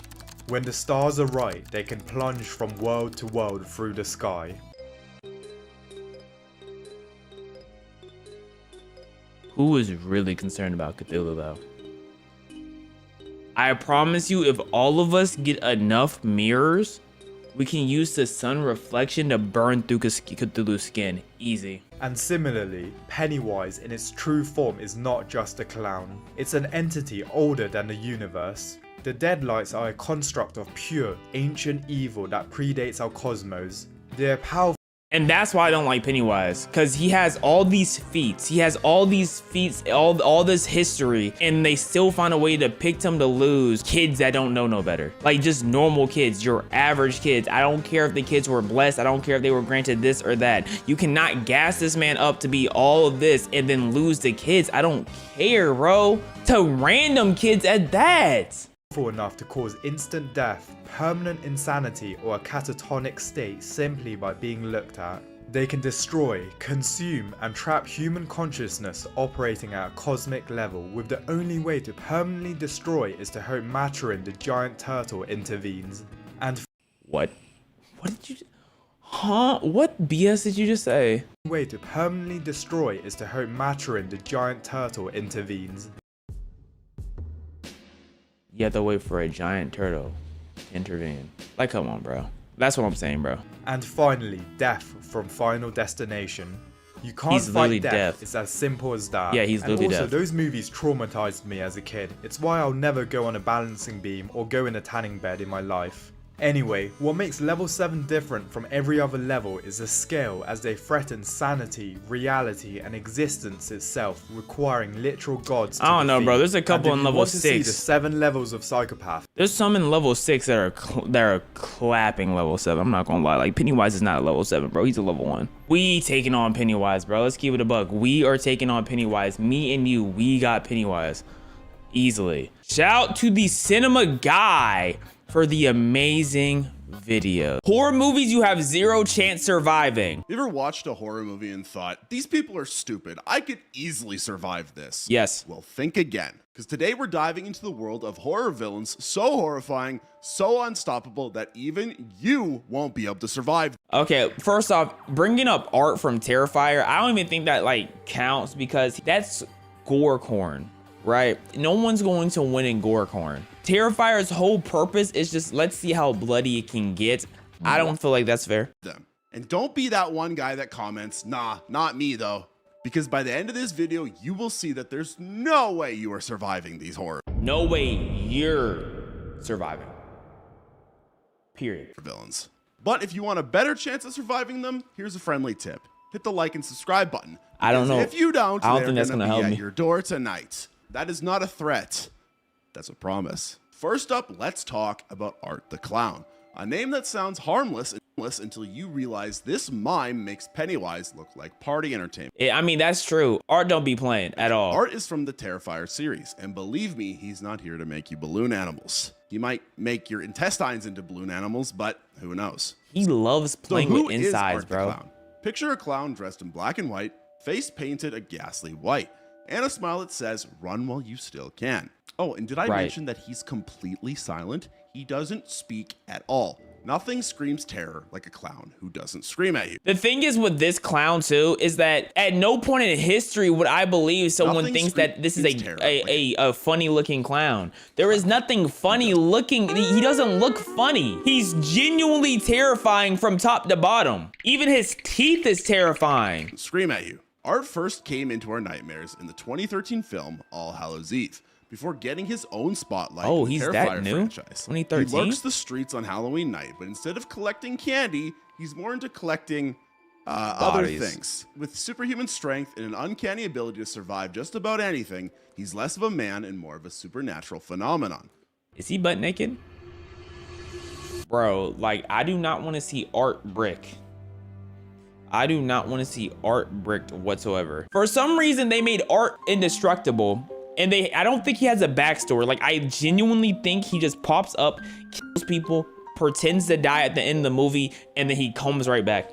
That's literally it. That's all he is. There's nothing else. So let's get to the burning question. Why wouldn't you survive an encounter with Art?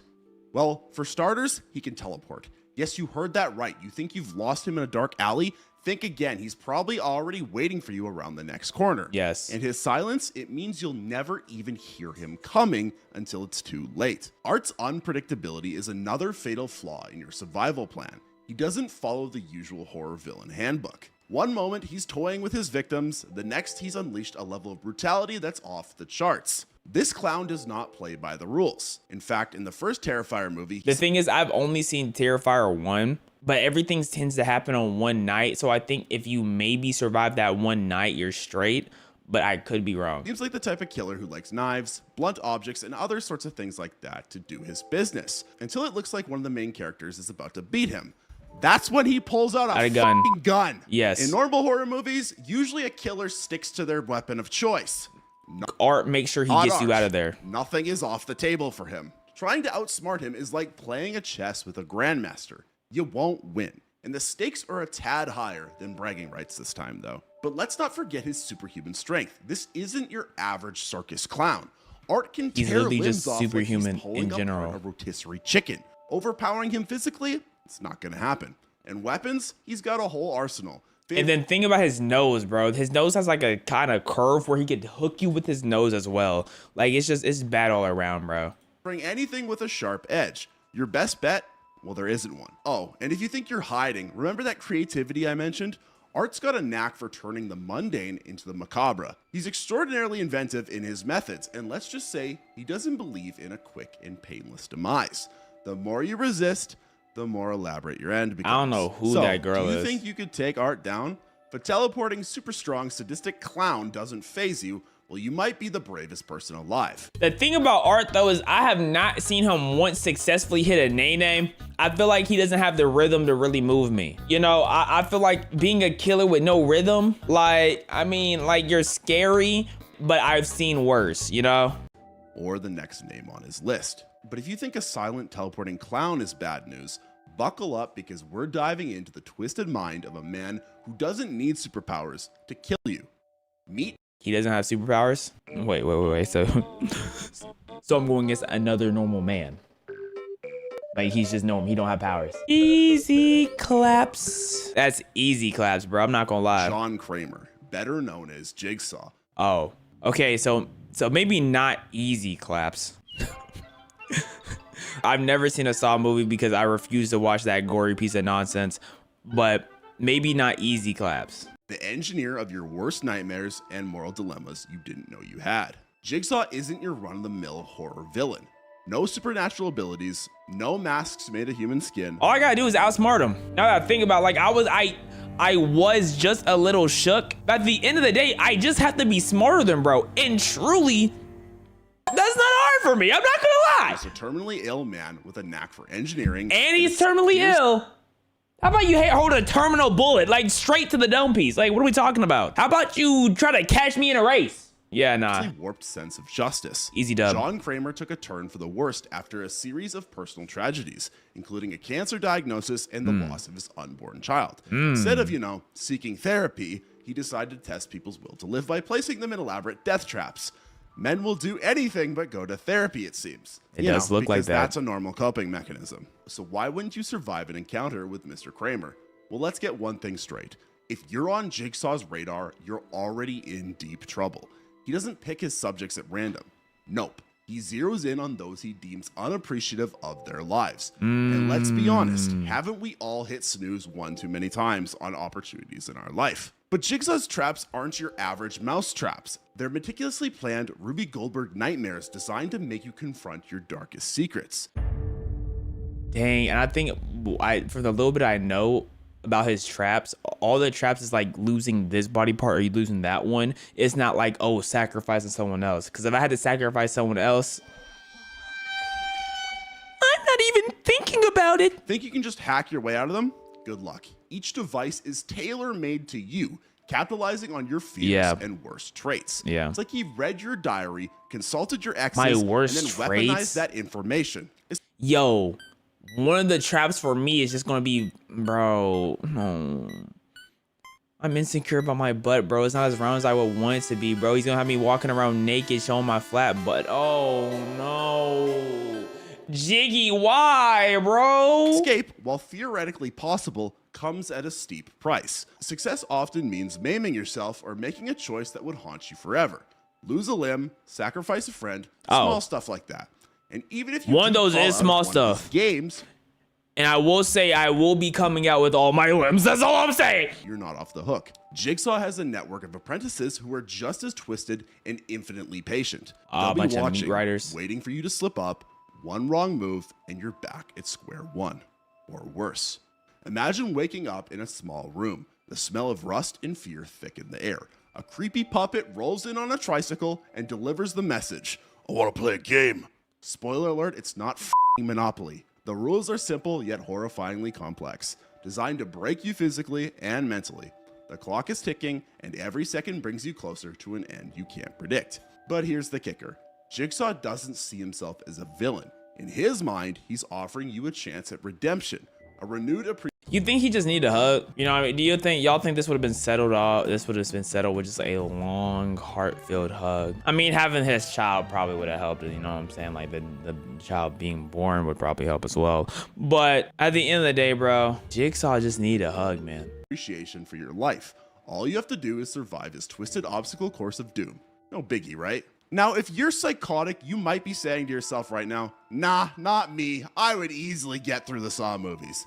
Well, If I'm consider sacrificing my this. friends, yes. Jigsaw anticipates your every move. He's 3 steps ahead, having planned for every possible escape route you might consider. And let's not ignore the moral dilemma you're tossed into. Jigsaw loves a good ethical dilemma, forcing you to make choices that pit your survival against your conscience. It's a lose-lose situation, and he is fully aware of that. So unless you're a saint with nerves of steel and a genius-level IQ, the odds aren't in your favor. Bro, he's like a 70-year-old man, bro. I'm literally just gonna pray for him to fall and trip and like break a rib or something. That's what I'm doing. You know what I'm saying? I'm gonna just pray for him to trip one good time, dog. So next time you think about cutting corners or screwing over a friend of yours or even keeping secrets tucked away, just remember, Jigsaw is watching. Jiggy Poo's coming. Trust me, you don't want to play a game of Monopoly with him. But if you thought you could survive Saw, wait until you can't even trust the very people around you or even yourself. That's what are you talking why about? we gotta talk about The Thing. The Thing is an extraterrestrial nightmare that crash landed into our imaginations Among Us. via John Carpenter's 1982 classic. Yeah, Cute Among little Us. green Martians, this shape-shifting parasite is more interested in turning your life into a real-world game of Among Us. And spoiler alert, everyone becomes the imposter. Well, the thing is, I feel like if I'm in a situation where I'm here and I'm paranoid, the easiest way for me to handle this is probably just killing everybody there, and then I'll be straight. And it sucks that that has to be the method, and that has to be how I have to execute this. But at the end of the day, bro, if I'm gonna go crazy, I need to drop everybody around me, man. Everybody around me has to get blicked. I think that's only the true, honest way of handling the situation. So what makes The Thing so uniquely terrifying? For starters, it's not just another alien out to zap us with laser beams. No, it's far more evil. The Thing assimilates any living organism it touches, perfectly mimicking its appearance, memories, and behaviors. But you're probably saying to yourself Perfectly right now, mimicking is not weak, me. though. I'd survive. I'm not gonna lie, But like, what do you mean you caught the body and then you can perfectly mimic it, bro? His thing has chess wizard on him. That was just to show that he was smart, but he wasn't smart enough to see that his people were acting different. I feel like there has to be some caveat. Oh yeah, so there's this thing that can kill anyone and anything and perfectly copy their memories and body functions. Like, I'm just like, that's kind of broken, bro. I don't want to watch something that's broken. I want the people to feel like they have a chance. Let's break down why you wouldn't. First, The Thing's ability to imitate anyone or anything makes it impossible to know who to trust. Your best friend, your spouse, even your pet goldfish Goldie could be The Thing in disguise. It's like playing hide and I seek, wish I except the seeker would wants- get blicked by a goldfish. I wish I would, dog. In fact, the next goldfish I see, I'm literally going to just eat it raw, no chewing. Just because he said that, the potential of me getting blicked by a goldfish, I'm just gonna just straight let it slip down the esophagus, live and well, and have it melt in my stomach like a fly on a Venus flytrap. Yes. to absorb you, and hiding is futile because The Thing might already be you. Second, the assimilation process is alarmingly rapid and, shall we say, comprehensive. You could be infected before you even finish reading this sentence. Oh, great. One moment you're sipping coffee, the next you're part of an alien hive mind bent Oh, on domination. brother. Not exactly how you'd plan your day out, is it? Yeah, that's Third, overpowered. trying to eliminate the thing is like playing whack-a-mole on expert mode. Chop off a tentacle? Congratulations, you've just created a new, fully autonomous nightmare. Oh, of course. Each So he severed part multiplies can like a act starfish as well. Oh, brother. independently, meaning your attempts to destroy it might only multiply your problems literally. But let's say you're feeling optimistic. You arm yourself with a flamethrower because, as the movie shows, fire seems to do the trick. Oh, I'm burning Great, everybody. Except that requires you to first identify the thing among a group of I'm burning terrified, everybody. paranoid individuals. Good luck conducting a calm and orderly investigation when everyone's side-eyeing each other like contestants on a reality show gone wrong. And let's not overlook the psychological torment. Paranoia becomes your constant companion. Who can you trust? Like, it's You literally even gonna be trust the middle of the yourself. night. Stress alone could be your It's gonna be the middle of the thing night. even makes its move. It's And like then I'm me just and my gonna be dating burning the life. whole. I'm gonna burn Everyone's everything out down. to get me. For legal reasons, that's a joke. So unless you've got a foolproof method for detecting alien parasites and a global network to implement mass screenings, which judging by recent events seems unlikely, surviving the thing is a long shot at best. But if you're sitting there still thinking, nah, I'd win, let me tell you about a corrupt secret society that will make your vacations a nightmare. Welcome to the dark underbelly of travel nightmares. The Hostel Organization. Unlike our previous foes, Hostel. this isn't some supernatural entity or a lone It's normal madman people. with a flair for the dramatic.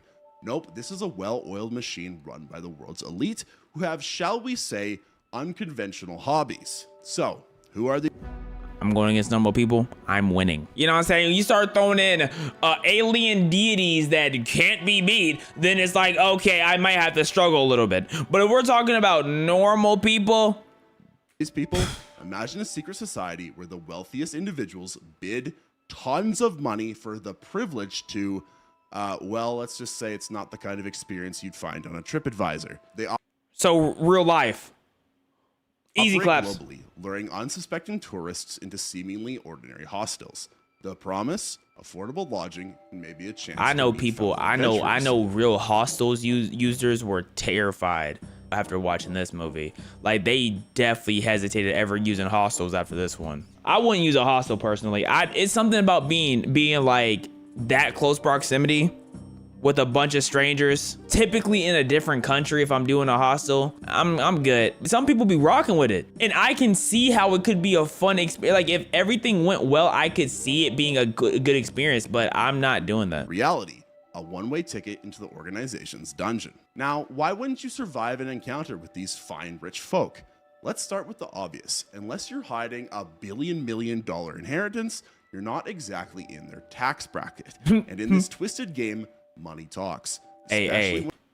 My chat's loaded, so all I have to do is just beg them for some money. Easy survives. Easy survive. I just gotta beg my chat for some money real quick, bro. I'm in the same bracket. It's used to silence anyone who poses a threat. I know First off, you got me. organization's reach is nothing short of terrifying. They're not just in one country or even in one continent. They're everywhere. They've got scouts, informants, and probably a friendly receptionist who's offering you a discount for paying in cash. Hey, stay Their in America and tactics are stay also strapped. disturbingly effective. Victims are carefully selected, watched for weeks, even months, to ensure they'll disappear without too many questions asked. Disappear without questions asked. I know if I don't post for a week, everybody would be like, no, something's going on, and there would be like a worldwide search for me, man. Like, I already know, like, 1 week without posting, everyone would be like, oh, what's going on? We have to get to the bottom of this. Once targeted, you're drugged before you can say room service. Room Waking up in a service. place where the term all-inclusive takes on a horrifying new meaning. So, if you don't have a ton of friends and nobody is interested in your social life, Oh. you're the #1 target. Oh, no, I'm just loaded with friends, so like I got nothing to worry about, bro. Like my friends list is like absolutely maxed out, bro. Like I had to call Sting personally to extend my friends list because it's so full with so many people who care about my existence. But let's just say you're resourceful. Maybe you've seen a few action movies, know a bit of self-defense. Admiral, but remember, you're up against clients who pay top dollar for the experience. These aren't amateurs. They're people who can afford the best and most secure facilities to ensure nothing interrupts their little adventure. Escape? Highly unlikely when you're locked in a fortress designed to keep you in and the authorities out. When they Speaking get of me, do I at least have TikTok? Like, can I at least scroll or no? authorities, don't count on them for help. The hostile organization has deep pockets and deeper connections, just like every government today. Bribes, blackmail, and influence mean local law enforcement might be inclined to look the other way, or worse, deliver you right back into their hands. It's a matter of time before they reel you back in. But if you think the scariest thing out there is a secret society of billionaires, well, that's cute, because let's take a detour. I do think a secret society of billionaires is actually very, very scary. I think that's actually terrifying. You know what I mean? You know, like a secret society of billionaires who nobody knows, and they just have billions. Into Cannibal City in Texas. Cannibal City in where? Cannibal City in Texas. Never going to Texas again. It's time to go have dinner with a family of cannibals. One of them likes chainsaws. Okay. This is Leatherface. Oh, I'm surviving Texas Chainsaw. All he is a tall, fat man with a chainsaw, bro. You see that all the time in the South. I'm not worried about him. The whole family cannibals, and let's go eat for eat. Let's see who can really chop the other one up faster. You know what they say, human meat just tastes like alligator. Come on now. Not moved. And he's proof that sometimes the most terrifying monsters are the ones without supernatural powers. He doesn't need to teleport I think real life shows us that all the time, actually. or play mind games. Nope, he's all about brute force, a relentless pursuit, and a roaring chainsaw that he loves quite dearly. So who is this charming, handsome fellow? A man who can't survive a bullet? Yes, sir. We talking about Texas, bro. A chainsaw not running nothing in Texas. Leatherface, or Jedediah Sawyer if you're feeling formal, is the not-so-gentle giant from the Texas Chainsaw Massacre. Part of a cannibalistic family with a flair for interior design. You know, if bones and skin are your aesthetic. He's a mentally impaired individual who expresses himself with the only way he knows how, through terrifying masks made of human skin, and of course, his favorite power tool.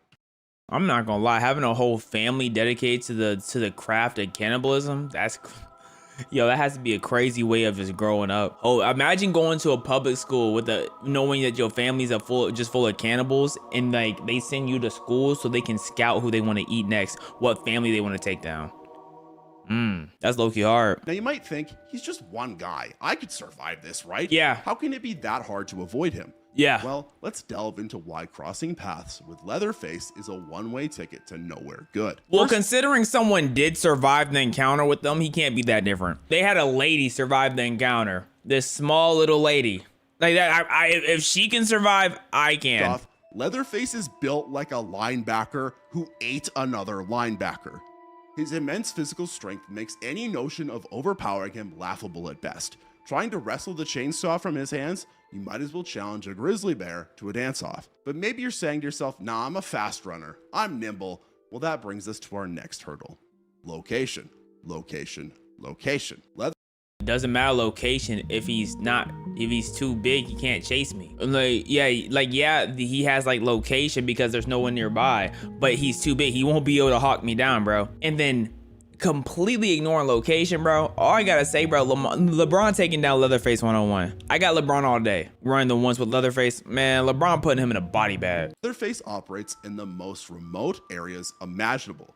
Places where GPS signals go to die and roadside assistance is a myth. The labyrinth rural settings are his home turf, and he knows every nook, cranny, and hidden shortcut. I'm You're not just taking him running out. from him. You're navigating his personal, dark, twisted playground. There's no dark But maybe you're playground. feeling resourceful. How about he Perhaps you never think gets his hiding block? is the way to go. Unfortunately, Leatherface isn't a solo act. His family's got his back, quite literally. The Sawyer family is a tight-knit group of cannibals who are just as twisted and unhinged.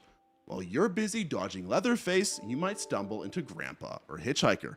And trust me, they're not there to offer sweet tea and crumpets.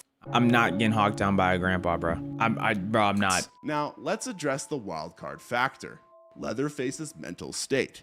He's unpredictable, operating on a logic that defies reason. You can't negotiate or plead your way out of this one. Compassion, mercy, a moment of hesitation, they're not in his repertoire. Then how did she escape? Old girl was able to escape for a His reason. motivations are as opaque as the mask he wears. adding another layer of terror because you can never anticipate his next move. So, could you escape Leatherface? Yes. Statistically speaking, your chances are not great. Unlike other horror villains, there's no ancient curse to break or puzzle to solve. The terror is raw and immediate. It's fight or flight, and given his advantages, neither option bodes.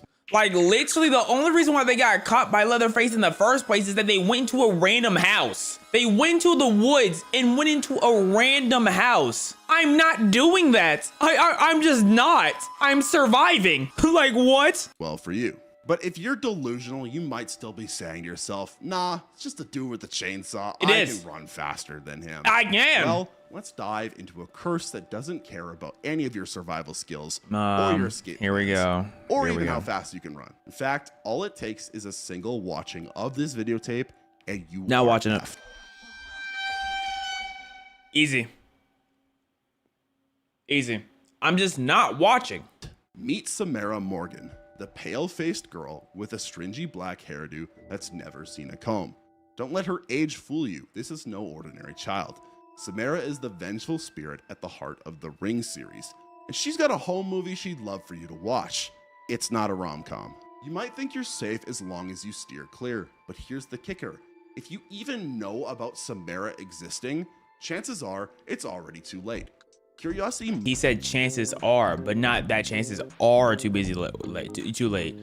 He just says there's a chance it is. I'm surviving, bro. Might not kill the cat, but it will definitely punch your ticket when it comes to this cursed videotape. So what's the big deal about a grainy VHS tape?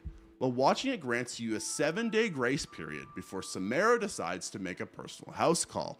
And trust me, she's not dropping by for tea and cookies. Once the 12. static of the video fades and the I'm hitting her in the head. Your screen, Oh, what the heck? countdown begins. There's no pause. Girl had a mean hairball. Deleting this nightmare. Now you might think there's a loophole, some clever hack to dodge the inevitable. The legend says if you make a copy of the tape and convince someone else to watch it, you can pass the curse along like a twisted game of hot potato. Oh, that's simple, right? No, that's Here's a the hoe catch. move. You have to ensure the other person watches your copy, and good luck living with the guilt of dooming someone else. No, that is. And then she's in the back watching him watch that. Oh, no. Nah, that stinks, bro. I'm giving you a copy immediately. I might just mess around and put it into a random person's mailbox. And if I still am getting haunted, I'm gonna print out multiple more and I'm gonna put one in so many people's mailboxes. Eventually, somebody's gonna be dumb enough to do it. I'm gonna dedicate a whole 3 days of just going state to state, putting different VHS tapes in different people's mailboxes. And let's not talk about those 7 days. They're not exactly a vacation. Samara has a way of making her presence known. Subtly at first, flicker of the TV, a random voicemail with nothing but static. But as the days tick down, the hauntings escalate. Sleep becomes a luxury as nightmares bleed into reality. Yeah, if I can't sleep, you messing with my sleep? Yeah, I'm sorry. Someone's catching it. Someone gotta get it from me. By day 6, you're questioning your sanity, jumping at shadows, and probably regretting every life choice that led you here. But wait. Oh wait, she had a kid in her house, bro. I'm giving the tape to the kid. No, I'm sending that tape to a nursing home, bro. They be old and racist in there. I ain't gotta feel guilt for nothing. Samara has a unique talent for technopathic shenanigans. What does that mean? She can manipulate electronics, appearing on screens whether they're on or off. Oh, you're gonna try unplugging your TV? That's cute. She'll just crawl out of your smartphone instead. What about physical resistance? Well, forget about it. You can't punt a ghost back into the well she crawled out of. Samara transcends the usual limitations of our normal world. Bullets, running away, barricading yourself in a room are all useless. What if I give her a Imagine hug? this. It's day 7. You're huddled in a corner. She a dead every kid. What light dead in the kid don't house want a is out, hug? surrounded by a futile ring of salt you've read about on some internet forum. The clock strikes midnight. Oh, she and the TV teleports? turns Oh, on man. itself. Static fills the screen and she begins to emerge. Small hand no. gripping the edge Ugh. of the well, followed by that mop of hair covering her face. Oh, now, that's after nasty. watching this, you might still be saying to yourself, nah, I'd be able to survive all of these horror movies. I think I could. I'd like to invite you to the comments section to tell me why you would survive. Okay, I can speak run it. The Ring, I'm not watching the tape, and if I do watch the tape, I'm gonna give it to some gullible kid, or I'm gonna give it to an old person in a nursing home. Easy. The Texas Chainsaw Massacre, I don't go into random woods and go into random people's houses. Easy. Hostel, I'm not going in a hostel. Easy. The Thing, I'm burning everyone down and myself. We're all out of here, which basically means I'm surviving. If I burn down last, that means I survived. Easy. Saw, outrunning him. Easy. Like, cause he has to catch me to be able to put me in a whatchamacallit. He not catching me, bro. I'm going to sleep with alarms all in every single opening in my room. There's gonna be alarms for the windows, alarm for the doors, alarm for the bathroom doors. No one's allowed to be in my house. And then Terrifier, I haven't seen him kill anyone on a plane yet. I'm staying in the air. I'm staying in a hot air balloon. I ain't seen him kill anyone midair yet. Easy. Oh my goodness, fantastic claps. I'm just clapping things all around. I'm just going to clap there and a clap there and a everywhere. Goodness gracious. Amazing video, Chupaca bro. Horror games I absolutely put myself in. Have you ever played a horror game and found yourself thinking, yeah, I survived this easily? No, because that requires playing horror games. I don't do that. That's not in my bag. But continue. Man, quit lying to yourself. You know damn well. Like, I can survive horror movies with ease, but the thing with horror games, there's just so much BS-ery that gets involved in games. They just hit you with nonsense on top of nonsense. You're a civilian. I'm a civilian. Let's keep it a buck. If we were actually put into these horror games, bro, we're getting folded. Oh, Jumanji, I'm living. The characters that we play as in game, they can run a whole goddamn marathon in 5 minutes, take 5 dudes at once, know exactly what's happening. Who can't say 5 dudes at once? I'm a 5 guys connoisseur. Don't play with me. Don't play with me. Don't put those limitations on me now. Happening around them at all times. Like, can y'all do that? Can y'all do it? Hell no, y'all can't. You know, but this really got me thinking. What would be the worst horror games for a normal person such as myself to live through? And my first pick's gotta be The Forest or some. The Forest, Sons of the Forest. I don't think I know those games too well. Is this the games where like you crash in the airplane and you have to survive in the forest? Is that what this is? And then this was like there's creepy whatchamacallit that hunt after you? I'm thinking of horror games I could survive.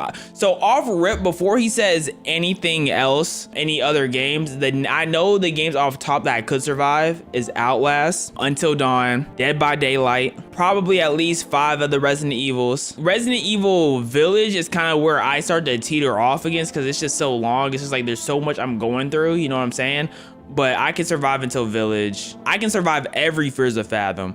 I don't even know every Fears of Fathom, but I know Fears of Fathom. Like, that's real life livable. Like, that, I'm surviving every single one. I don't know nothing about Resident Evil 9 or 8 or whichever is the newest Resident Evil. I know nothing about, so I can't give no insight. Friday the 13th is easy claps. Sons of the Forest.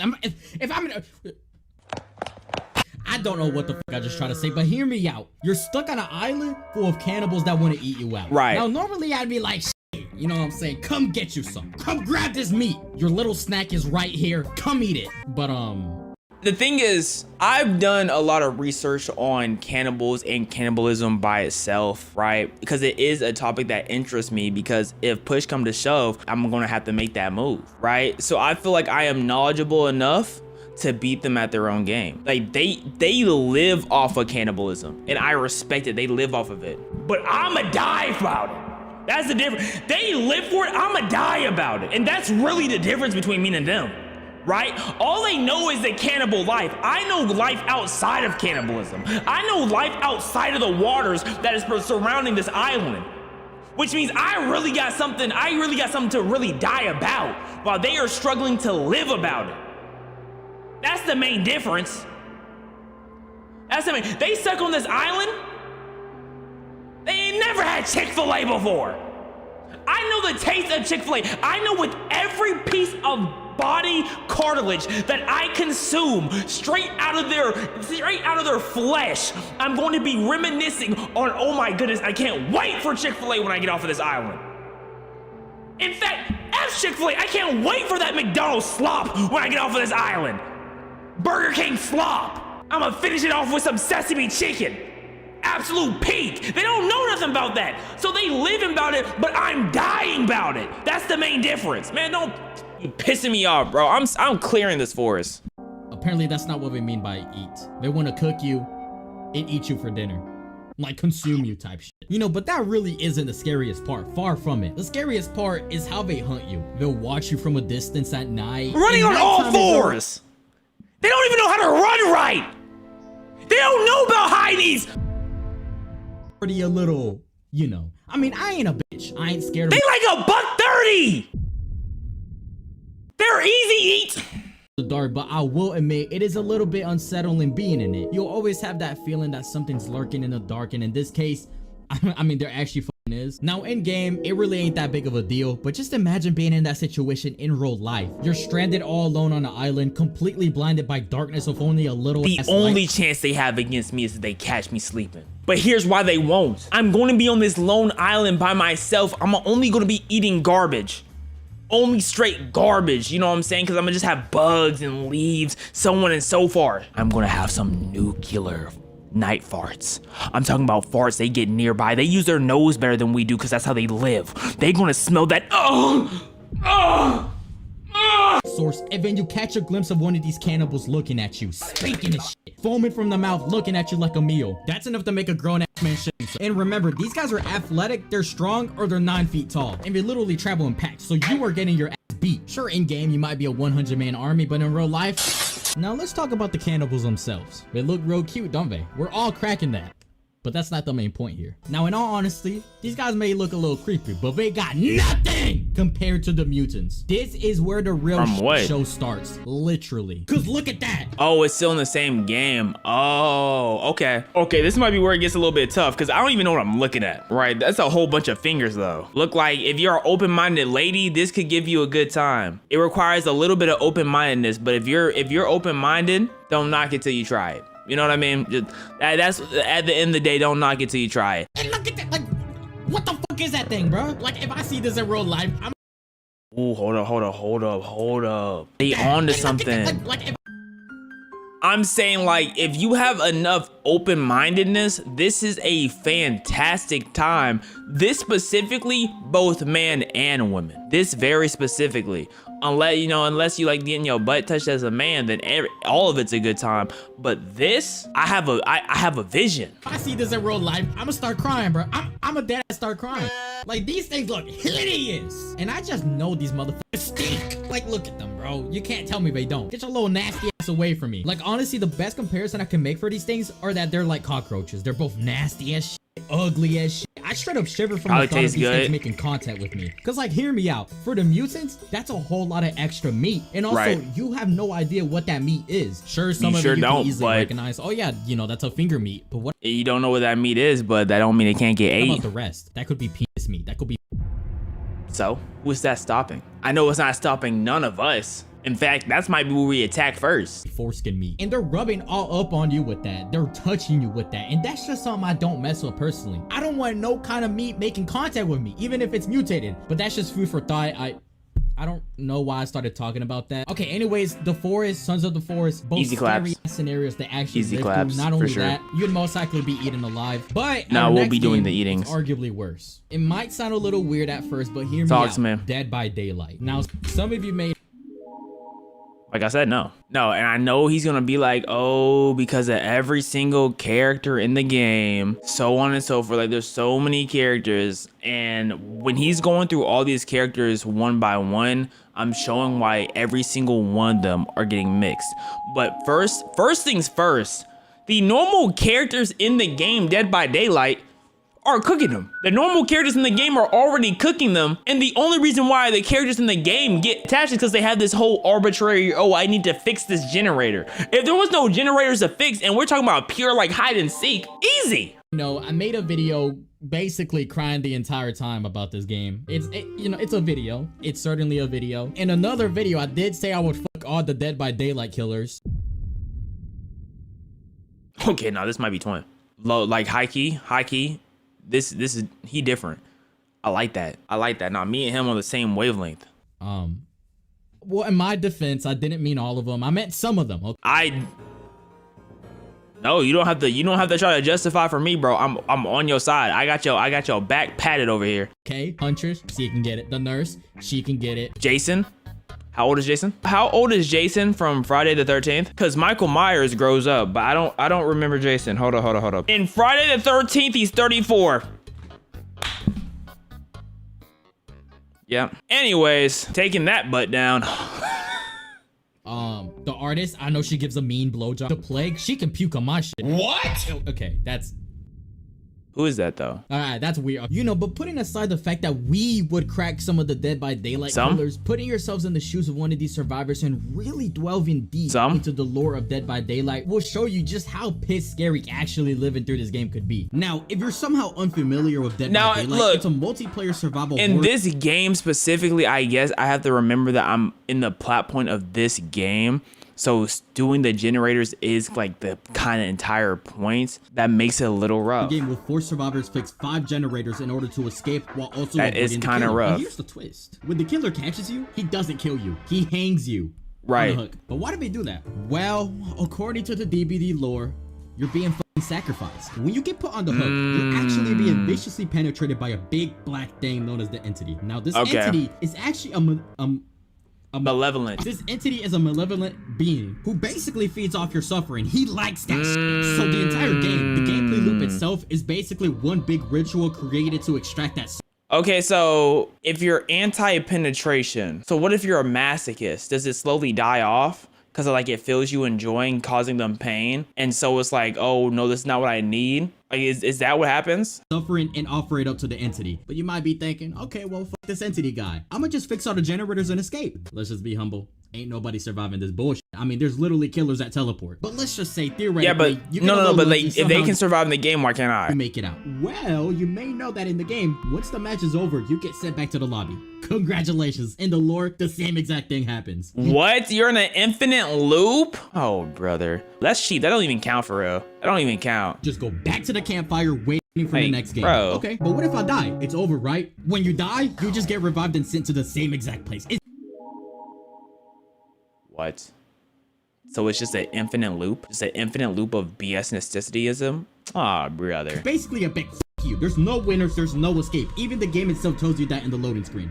Death is not an escape. Oh, brother. Well, damn.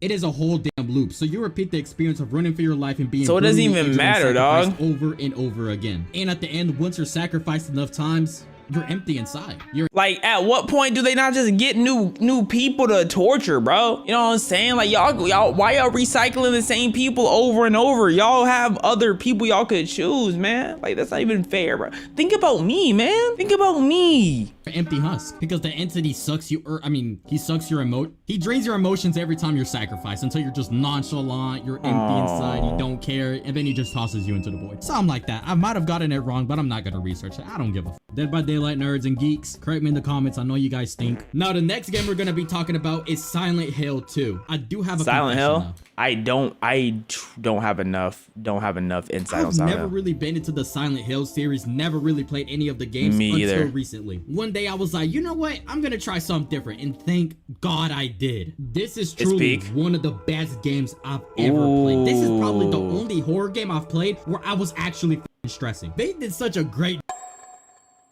What? Wait, what do you mean you were actually stressing? Wait, I thought it was gonna be like you're gonna talk about how great the game actually is, not how scary. Oh, brother. So it's just more horror slop. job with the atmosphere and the music. Oh my, the music. Oh, here we go, gassing up mid. Whoever composed it, Akira. Thank you. Thank you. But Here we they go, really gassing did nail mid. this game. My cheeks were clenched the entire time. The environment, the monsters, especially the mannequins. Oh, yo, those mannequins are some. The thing about, to me, monsters don't scare me. Like, it doesn't matter what the monster looks like when it's chasing me. It's just the fact that it's a monster chasing me. Like, it could look like anything. You know what I mean? And I'm gonna be scared. Like, it doesn't matter what it looks like. I could be getting chased by a giant gummy worm with a knife in his hand, and it's going to scare me as much as big brawling guy from Outlast. It's the same for me. Like, Bro. My worst jump scares mainly came from them. Now, all of the reasons that I listed are enough to get this game on the list, but the reason why it truly belongs here is due to how these monsters exist. Now, in the second game, you play as James, and most of the monsters you face are the physical manifestations of his own guilt and sins. what does that look like? What is Now, that? without getting too deep into what his guilt and Like, is he a guilty, what, like tampon? Like, I'm confused. What is this? What is this? Like, what is this like guilty of? Right. Guilt and sins. Now, without getting too deep into what his guilt and sins are, because I'm not trying to spoil it, and I'm also not trying to turn my video into a video essay, let's just apply that to you. Yeah, you. Any guilt or trauma you may have, Right. Silent Hill is gonna use that against you to mess you up. I know, it's fucked up. Let's just say, for example, let's just say you kicked the baby, and now you just feel I forgot I did that. Okay. Okay, so that's gonna resurface. Oh my gosh, in my mind. Oh my. you're all so terrible about it. It's eating you alive every day. I guarantee you, gosh. if you walked into Silent Hill, this place would manifest mutated babies that kick your bitch back. Or Oh no, I would hate having to kick more babies. Oh man, the thought of kicking more. Oh, man, like, oh, that's terrible. I don't know, take a shit on you. Hey, either one works. That's what makes Silent Hill scarier than the rest. You're not fighting random monsters. You're fighting your very own guilt or trauma, deviously twisted into nasty ass monsters. The final game that I want to talk about is Five Nights at Freddy's. Now, I know. Oh, brother, the easiest horror game to survive of all time. Oh my goodness, like just bring in an extra generator. Like that's all you have to do. Shut the doors forever. Like there's metal doors in the security room for a reason. Don't you think we should just have an extra power charge on those, you know, just in case whatever we got those doors for in the first place needs to be used, you know what I'm saying? Like I'm literally just bringing my own like power bank for my phone and plugging in the generator. Easy claps. It's a bit of a cheesy choice. The game is super dated, and it pretty quickly lost what made it scary to play. The jump scares are overplayed as shit. The gameplay loop is repetitive as hell, but back in its prime, this was peak horror. But to this day, I legitimately think Five Nights at Freddy's would be one of the scariest experiences to actually live through. I'm going to focus on the first game in the series just for simplicity and also to avoid making my 15th joke about Toy Chica. Hey, but you know, she is my girl though. You know, you can see by these text messages. Now, I honestly think that the design for the first game is absolutely perfect. It's scary, but believable. You can actually believe that these are the animatronics that would actually exist in a real kid's pizzeria. I mean, have you seen the ones at Chuck E. Cheese? Somehow, through every point of their evolution, they somehow managed to look wonky. Like, come on, they bro. look, they no matter, oh my goodness, look at those eyes. Look at those eyes. He look like he gives the best hugs. He look like he about to bite right out of your neck with those two little nibblers that he calls teeth. Who is that? Because I know that's not Chuck. They never managed to do these guys right. Or maybe it's just me. Maybe I'm a bitch. Maybe that's what it is. But I've actually stood next to these guys in real life and I felt it. You know what I'm saying? Yeah, I you felt that can feel unsettling the aura. And they were just uncanniness. performing. So I could only imagine them actually hunting me down, and when they catch me, I get stuffed in a suit and brutally crushed. Because that's That would suck for you, man. Couldn't be me though. Couldn't be me, because I would just, like I said, I would bring a couple of power banks. Because after night one is easy in the first place, right? So first off, after night one, I'm quitting. But let's say I have to keep going because plot is refusing me for getting another job. I'm bringing a couple of power banks, you know, prepping a generator, going to take out a mean loan, you know. I'm literally just closing my metal doors and keeping it pushing. basically FNAF. That's gotta be one of the worst ways to go out. Hey, and don't even get me started on the story. 5 children gone missing and their bodies are now rotting inside the animatronics. And then you're telling me I gotta spend the entire night shift alone in a I just realized. Oh no. Kids are stuck in the animatronics, so if I'm bodying them, bro, it's like I'm kicking a baby. It's like I'm kicking a... Oh no. Man. Oh, my conscience. Oh, if I have to do it, I guess. pizzeria? Yeah, no, I would've quit at the slightest inconvenience. I don't know who the dumb fuck that we're playing as is, but he kept coming back and worked a full week. And this is the truly scary part. Hey, that's what happens when you really need that bread. What was that, $70? 120? Hey. When money's tight, money's tight. You know what I'm saying? And some people don't want to make that booty loose when that money is tight because they want to stay tight. So you're going to stay tight, and that's just how it is, you know? That's just how it is. Let's calculate that. He worked 5 nights, Right. 6-hour shifts. This is You could also work like 6 nights, I'm pretty sure, but this is $4 an hour in what, the 80s or 70s? Let's see. How much was minimum wage in the 1980s United States of America? At the beginning of 1980s, minimum wage was $3, and by 1995 it was $4.25. He's getting paid more than minimum wage. He's getting bread. He could have bought a house off of that. He was loaded.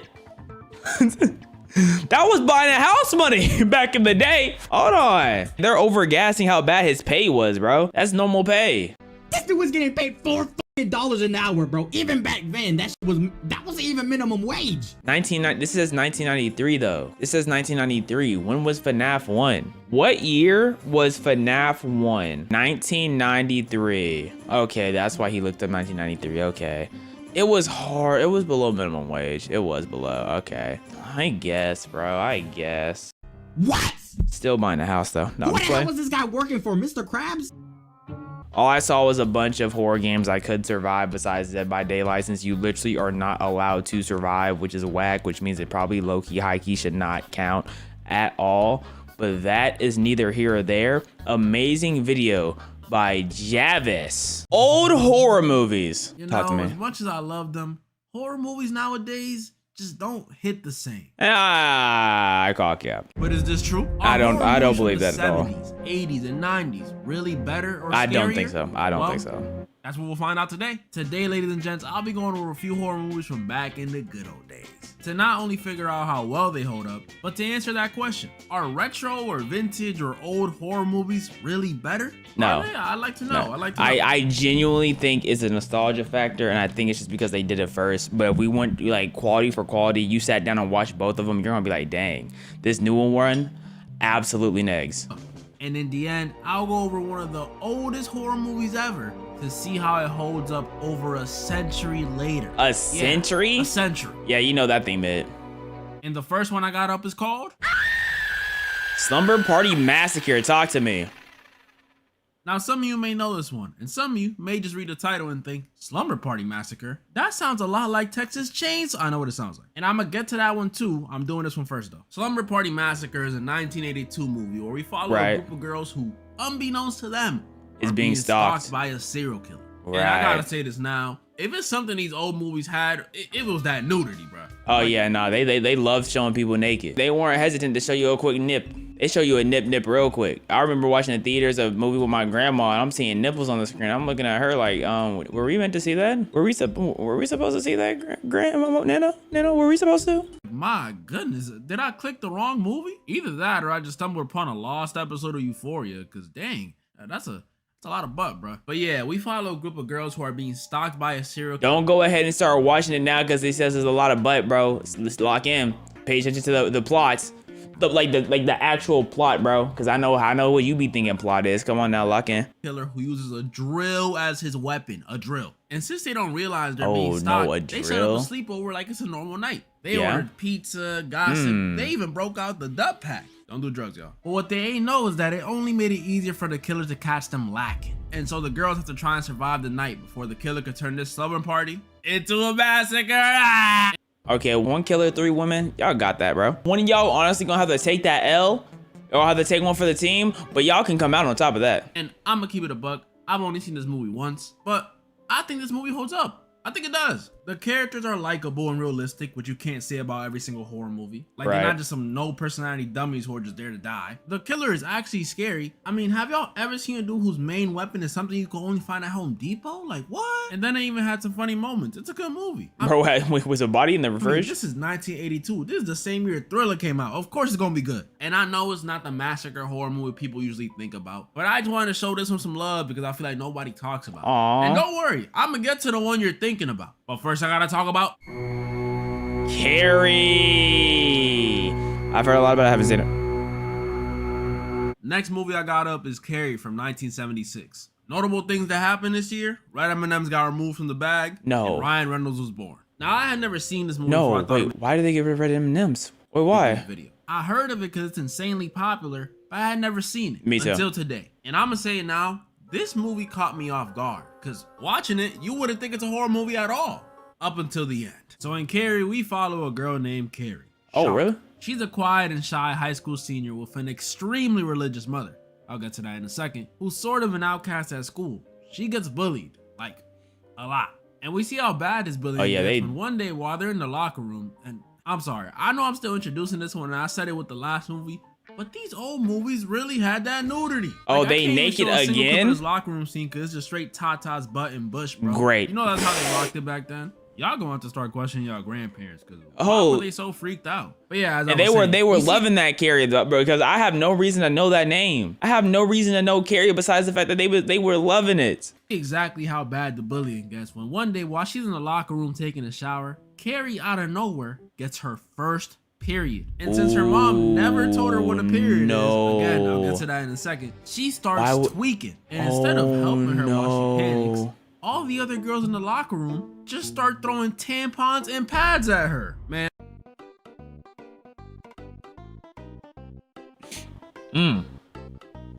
now, I know I've said this before when I went over the black phone. No, that all sucks, bullying though. is bad, but 70s bullying gotta be the dumbest shit I have ever seen. How you gonna bully a girl for something y'all all do?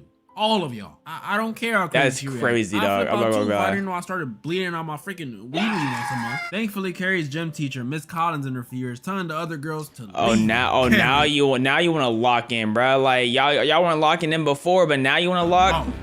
And then she slaps Carrie to calm her down. I'm telling y'all, the 70s was wildin'. But amidst all this chaos, we saw two very important things happen. One, while Carrie was panicking about her period, for some reason this light bulb completely shattered. Okay. Like, completely. Unless she was hitting some high notes or something, that's a little odd. And two, we see one of the girls who was bullying Carrie, Sue, start to actually feel bad for her. In fact, she I felt would so hope bad so. that the next day when the gym teacher's punching the girls by making them do all these exercises, Okay, what is this close up? I know you spitting your truth, Derek. I know next day when the they're gym teacher's punching jumping the jacks. Okay, girls by cool. making We have a what are we them do all these like, brother? exercises, she doesn't complain at all. That wasn't the case for everyone though, because this girl Chris was pissed about it. She didn't think they deserved to be punished like this, much less over bullying Carrie. So she confronts the gym teacher, give her a piece of my What? Were they really just swinging, bro? Okay, though. Hey, take that. Take that. WW teacher just smacking them around. She don't feel like dealing with nothing. I respect it. 70s wildin'. But yeah, Sue felt very bad. So to make it up to Carrie, she decides to ask her boyfriend Tommy to take Carrie to prom instead of her, which is just insanely Aw. sweet and truly, truly selfless. That's exactly why I'm not doing that. I'm sorry. I don't care if it's That Jenny don't from that don't South make Park. sense She at gonna all let to you me, take but my girl to prom just so you can feel better? Yeah, This ain't I- like borrowing like, a oh, pencil, like- bro. This is my girl. You're not gonna just I'll give her back to you after prom. No, we're not doing that. I'm sorry. I hope you find a date though. I can do that. But that's what Sue wants to do. So Tommy agrees to ask Carrie, and after saying no the first time, thinking it was some sort of messed up joke, with some encouragement from Miss Collins, Carrie eventually does say yes. Aw. She will go to prom with Tommy. But let's not forget, guys. Carrie's mom is extremely religious. oh Like, no, Carrie's mom is going to kill Carrie, or is Carrie gonna kill her mom, and so that's why she's soaked in blood? Those are some great questions that I'm asking, but the real question is just how good is this bite? Real good. Need another. extremely. Like, not only does she never tell Carrie about her period because she believes getting it is a sin, what? But she also locks Carrie in the closet and makes her pray anytime she thinks she's misbehaving. So it's pretty much safe to say she's a bit strict. So the mom don't get a So when period? Carrie tells her about going to prom with a boy, it did not go. Wait, so would she rather her go with a girl? If she's religious, I don't know what she want. They pretty much start arguing back and forth. Carrie saying that she wants to go and that not everything's a sin. Her mother saying she needs to go to the closet and repent. But just like the light bulb situation from earlier, while they're arguing and Carrie grows increasingly Oh, Carrie has frustrated 'cause her mom's superpowers? not listening and she's Oh, walking she away kills from her mom and- with her superpowers? Oh. Oh, hell nah. This is when Carrie tells her mom, and us pretty much, that she has telekinesis. Yeah, on top of cramps, turns out her first period gave her access to some supernatural abilities. Anytime Carrie gets upset or concentrates, What? she can move stuff with her mind. Which is like, alright, my puberty gave me voice cracks and random boners, and she gets superpowers. Alright, I see what y'all doing. And Carrie's mom was obviously terrified. I'm not gonna lie, I would be too. She tells her it's the devil. The same devil that took your father away. Oh, you know what took my father away? You, bro. He didn't want to be around you no more, so he jumped off the bridge. Like, Carrie tells her, oh mama, it wasn't the devil. He just ran off with a woman, mama. I know that low-key hurt. Then she also tells her mama, I'm going to the prom. and you can't stop me. Ooh, is she feeling like, who? Think you cold, Carrie? You know you cold, Carrie. And so Carrie was Put your going to the foot prom. down. We even get a cute montage of her and Tommy getting ready for the prom in their own ways. Carrie makes a dress and learns how to do her makeup. She Tommy made goes a with his friends dress? to get a suit. I'm telling you, you nearly forget this is a horror movie. You see Carrie all excited to go. Her I'm not mom gonna is lie, bro. obviously still being No negative piece of Nancy, horror like, thing has happened saying yet. everyone's gonna laugh at her and That is hitting herself. terrible. All right, calm down. That's terrible, bro. Carrie just sits her down. and Yo, her no, mind- for real. Imagine getting ready to go to a prom or some event and your parent looks at you and says, everyone's gonna laugh at you. Oh my gosh. Yo, if you grow up in a house with a hater like that, like you genuinely will never have self-confidence, bruh. Living with a hater like those. Powers and leaves. And then Carrie and Tommy arrive at the prom. And not only is this the beginning of the end, but this is also where it gets a little sad for me. Not because of anything Tommy did. No, him and Carrie actually had a blast. Carrie talked with Miss Collins, who was very happy for her. Okay. Tommy and Carrie laughed it up and talked about going to an after party. Okay, I was trying to refrain from saying this, but can this dude not be Joe's cousin or something? Joe, if you watching this, am I tripping? Bro, I'm not gonna lie. It was I wasn't thinking that at all. I've been looking at his hair this whole time. His hair is blowing me. I'm not rocking with the cuts. His cut pissing me off. It's given 1800s president, dog. It's given when they used to wear those fake wigs. Okay, you'll not be cousins, bro. But yeah, he flirted and danced with her, and he even kissed her. Hey Tommy, don't you got a girl? Oh, I think he got But knowing everything too caught Carrie up in the has been mood. put through, I couldn't help but just be happy for her. No joke, I was smiling ear to ear watching this. Grown man too. I don't What care. happened now? But then came the prom king and queen voting. And you see, No way. I mentioned this earlier, but while Carrie was over here all excited and getting ready for the prom, What happened? there were people who were still upset at her. People who were planning on 'Cause she had getting to do some revenge for PE getting them stuff? in trouble. Yeah, that girl Chris from earlier. Oh she was my still mad. gosh. So she concocted a plan to get some payback. After finding out Carrie was gonna go to the prom with Tommy, she enlisted her boyfriend and some friends to swap out the prom votes to make sure Carrie and Tommy win. So while Carrie and Tommy are on stage being crowned, they had no idea this was all Chris's doing. She had them right where she wanted. Oh, she And drops what makes this the worse is blood on that her? Not only did Sue arrive to the prom and see what was about to happen and fail to stop it, but if you thought Carrie was happy before, she was happier than ever now. All that bullying, all that time being an outcast, it was over. She was finally being accepted by her peers. And then This was probably the happiest moment of her life. and then Then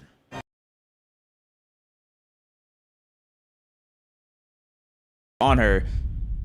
What did she start tweaking and then she started killing everybody? Spilt a bucket full of pig blood on Carrie. Oh, that's And as real Tommy's blood. outraged and confused about who could have done that to Carrie, that very same bucket drops down, And knocks out Tommy? kills Tommy. Be so for real. No, okay. Right. Nah. Was the bucket filled with bricks? I know that sounds crazy because it's a freaking bucket, but this really killed him, y'all. Kill count said so. After being humiliated once again, having her prom day literally killed in front of her, and being laughed at once again, Count Why would they laugh at someone who's covered in pig blood? It's what? This don't even I would, bro, my immersion would be so cooked because I'm gonna be like, why are they laughing at her? That's what pissed me like off. her mom said earlier, this was Carrie's final straw. Like her mom And this is when said, the horror oh starts. no. Carrie closes all the doors, changes the lights to red. Oh, and she's the proceeds to whore. murder everyone at the prom. And I mean everyone. She uses a fire hose, full pressure to mow down some kids with water. Uses the water Okay, he just fell backwards. No way you from killed that him. same hose to electrocute the principal and some other people, which starts a fire. She even kills the one person who always had her The back. lady? Miss Collins, by What? crushing her. This is so messed up and honestly sad. Because watching this, I want to be happy for Carrie. Because, you know, we seen how she's been treated by her classmates in the school in general. So seeing her get some payback, You know what? it feels W a little plot nice. twist. But bro, W plot this twist. is overkill. Everyone deserves to die. Everyone? What if like the janitor just walked in for a second? What does he have Hey, to he do? should have stopped the bullying while he could have. He chose Y'all not wanna know to. What makes this worse? No, I All don't. that laughing we saw everybody doing wasn't even real. She made it up. Oh, she made it up. Okay, you know what? You know what? This is hard. You know what? Okay. You know what I say? I was hating on older movies. Last one was kind of this is hard. Like, yeah, some people were laughing, like the bullies and stuff, but majority of the people, and especially the teacher, were not laughing. It was just in Carrie's head because she was She was done. That means Carrie left a bunch of innocent people, including Miss Collins my and Tommy's gosh. body, to be burned.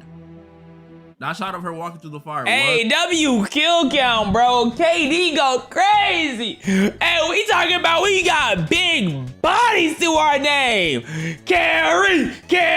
Yo, know she like that. Cold though, I'm not gonna lie. But it wasn't even over there. What? But after Carrie leaves She killed the her prom, mom? you know, leaving it on fire. Not only do we see her kill Chris and her boyfriend by blowing them up after they try to run Carrie Mom's over. next. See, this one I ain't mad at. This one was deserved. But we also Mom's see next. Carrie arrive home. And I thought with the way Carrie was moving at the prom, she was just gonna walk in and blick down her mom. Oh, she But no, did? it was actually the opposite. She goes upstairs and after washing all the pig blood off, she actually goes to her mom to hug her. I know you just massacred your Aw. whole school, but poor Carrie, man. She just had a Aw. moment. Mom y'all. gotta It was a stab her. moment. But her mom, after the whole telekinesis and going to prom with a boy stuff, must have not been in the bestest of moods. Cause to comfort Carrie, she told her that she should have killed her when she was born. All right, mama. I don't know if that was very nice. Hey, mom, you not.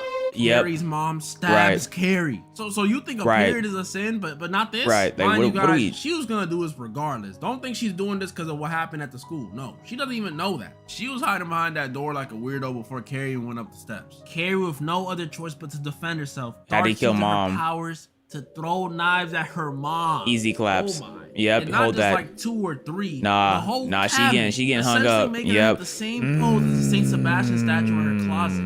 Oh my goodness, you know that gotta hurt. Or at least you think it would. It looked like Carrie's mom was enjoying it with all that moaning she was doing while it was happening. What? I guess it's been a while. And What? that kills Carrie's mom. I mean, it She's should. dead. Yeah. Kill count said so. This one ends with Kill Carrie count and her said mama so. dying after the house starts sinking into the ground because of Carrie's psychic abilities. Because she sort of freaked out after she realized she killed her mom. R.I.P. Carrie, man. You did a little too much at the prom. Just Hey, Carrie. I'm not mad at you, bro. Hey, you were getting bullied. No one was defending you, so of course you're gonna be on edge. Your biggest moment of your life was ruined. Your mom sucked. I don't blame you, Carrie. a little too much. But dang, you went through a lot. And we see Sue, the only survivor of the prom night, visiting Carrie's grave to pay respects. We do not care about Oh Sue. man, that's kind of sad. I promise. Shit. Oh, that was just a dream. And I know I just talked about this movie crazy. As you can tell, I think it holds up. But that's not even the oldest movie I really wanted to go over this video. But before I get to that one, Texas Chainsaw now this is Massacre. the real massacre people remember. This movie Yep. came out in 1974. I was there when it Notable things that released. happened that year? Hello Kitty was created. It has had Mexican girls in a chokehold ever since. Alright, so in Texas Chainsaw Massacre, we follow a group of 5 friends in the middle of a trip. And Yep. before you say typical, this is like one of the first movies to do this, okay? You're watching sliced bread be made. But yeah, we follow a group of 5 friends who are on The a trip. invention of We peanut got butter and jelly Sally, right who's here. like the main The girl, invention, you the know, invention of her toast. boyfriend Jerry, who on Wikipedia says Low is key, supposed they to be moving like something- Scooby Doo. Maybe that's why Scooby Doo has that van and they moving like that. I don't know. But they definitely moving like Scooby Doo for sure. between the age of 17 and 22, which Okay. I'm just like, yeah. If he was doing meth since the day he was Hold born, on, yeah, he's not a 22-year-old, bro. This is the oldest 22-year-old I've ever seen. Is that also a bunch of hair on his chest as well? He's aging horribly. Oh my goodness, he's aging horribly. he's 22. That's an insult to 27-year-olds, bro. He's more like 36. Then there's her best friend Pam, who's really into astrology, which I'm not even gonna say anything about. I'm Besides, just saying, if Yep. you're gonna judge me Right. and see me differently and hate me for the day I was born, talk to then you. just hate me for where I'm from and my skin color too. Might as well. Exactly. That's all At that I'm point, saying. at that I can't point. control. I'm a Gemini. Then there's her boyfriend Kirk. No, he's there. And then and I feel bad for saying this, but the most annoying character in the movie, Sally's disabled brother Franklin. I know he's in a wheelchair, but I'm sorry, bro. Right. This dude is annoying. I'm taking Jimmy over him. We follow them while they're on the way to an Jimmy? I don't think he mean Jimmy from mouthwashing. old family home after visiting Sally's grandfather's grave. But on their way there, they run into some very peculiar people. Right? First, while they're driving, they stop to pick up this hitchhiker. Why? And thank goodness we've evolved What? past doing this. I'm all for What? people being social. A matter of fact, I actually think people nowadays should be more social. Exactly, This, yeah. this is too Hitchhiker is and kind this of crazy hitchhiker though. guy is exactly what you'd expect. Crazy guy takes photos of them, cuts his hand open, cuts them open. This dude even lit a fire Like, before they and finally kicked him out. like, And then y'all the just dad let wasn't that all there, happen? When they stop to get some gas, the guy working there tells them not to go mess around no old house. He's Southern, so you know he got the accent. And when he finds out the house they're going to is actually theirs, he for some reason does a complete 180 and asks them to stay for some barbecue? Huh? This guy a gold digger or something? No, actually. The strangeness of this guy and the other guy goes far deeper than some gold digging. There was something sinister going on. What happened, By Derek? the time they got to the house, they forgot about those two dudes. It was time to have fun, baby. I'm not gonna act like That's it was fair. the nicest spot, you know, judging by them cracks on the wall. It definitely Hey, it's wasn't. nice enough, bro. It's nice enough for like a 17-year-old between 17 and 22-year-old. But they were having fun. They were all having fun. Well, everyone except Franklin, who they Ah, left poor Frank. downstairs in his wheelchair, listening to them running Wow. around and having fun upstairs.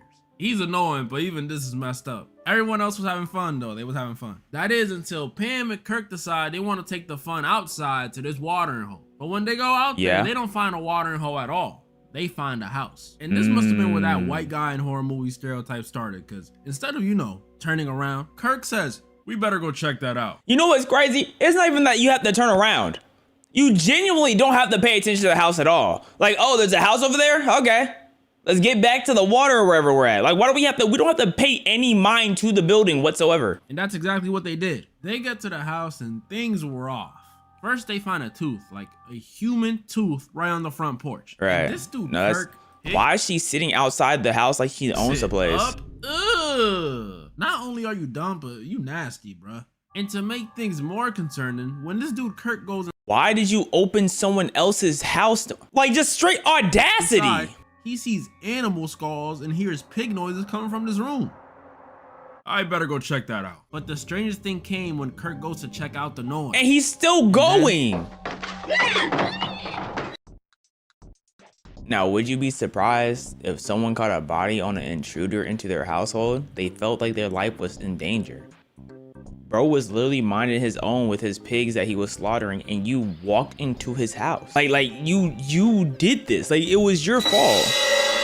Leatherface comes out and kills him. And in a gruesome way too. A hammer, and it caused him to convulse, And let me go on a little tangent about this, because this dude used to scare me crazy. Big dude with a chainsaw wearing a face on his yep. face. Mm, I used hard. to piss myself just thinking about it. But watching this again, yeah, this dude does kill people, but he's sort of like a goofball. Like, every time he runs into people, it's less of a, I'ma kill you. It's and more more like, am I gonna kill you? like a, oh shit, now I gotta kill you. Like, when was the last time you see Michael or Freddy sit down and reflect after killing someone? You don't see that. Don't get me wrong, he still is scary. I mean, he's still wearing someone's face on his face. And he would murk you if you step into his house. But like, that's if you step into his house. But I remember watching this when I was younger, thinking Leatherface was the scariest part about this movie.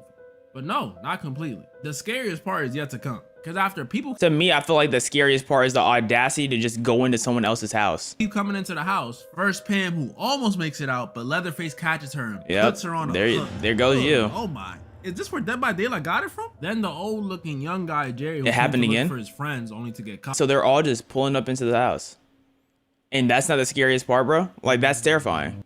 The last two who remain are Sally and her brother Franklin. They know since they kind of gotta go make sure their friends are alive or whatever, they go out to look for them. But then they hear something. Oh my goodness. Yep. Yeah, he's cooked. Leatherface comes out and kills He Franklin too. he came to I'm them. not that mad at that one. But again, like I He said, came to them. he's still not the scariest part. When it gets scary is after Sally runs away all the way back to the gas station to see if she can find some help, she encounters the worker from earlier. Yeah, And after asking and him to help her and seeing him come back She- with a rope He tries to tie her up and force himself. and a bag, she realizes Or they work they're together. in cahoots. Yep, they work Yeah, together. The gas station guy, Leatherface, and not just them two, but the hitchhiker from the start are actually a family What of the- cannibals. Yeah, I know. The hitchhiker, really? Who Yeah, would've that thought? And that kind of the hitchhiker. It's not that the hitchhiker shocked me. It's kind of like how did this all work out perfectly well for to him? me, this dinner scene after they kidnap Sally is the horror of Texas Chainsaw Massacre. Tied up in a chair made of people on some Ed Gein stuff. Then across from you is a table of dudes who are Look at that who weenie, are though. try not to laugh with your suffering. That's some scary shit. And what scares me even more about this is you know you can't reason with them. They're rednecks. Sally tries to bargain by saying she'll do anything, and that doesn't even work. Oh, poor Sally. Don't you know they only do that stuff with their sisters? But before they, I guess, eat her, the brothers, because their brothers, start fighting? don't let this older one fool you. The brothers decide instead of killing Sally themselves, they should let their grandpa do it. Oh yeah, This low-key reminds me of that Resident Evil scene when you're at the table. Resident Evil 7, you're at the table with the whole family. That's kind of what this gives. I wouldn't be surprised if they got influenced based off of this, considering the guy is, yeah, I feel like they definitely had to get influenced off of this for sure. their damn near deceased Gramps was there too. And if you think he might not be, Yep, and the old lady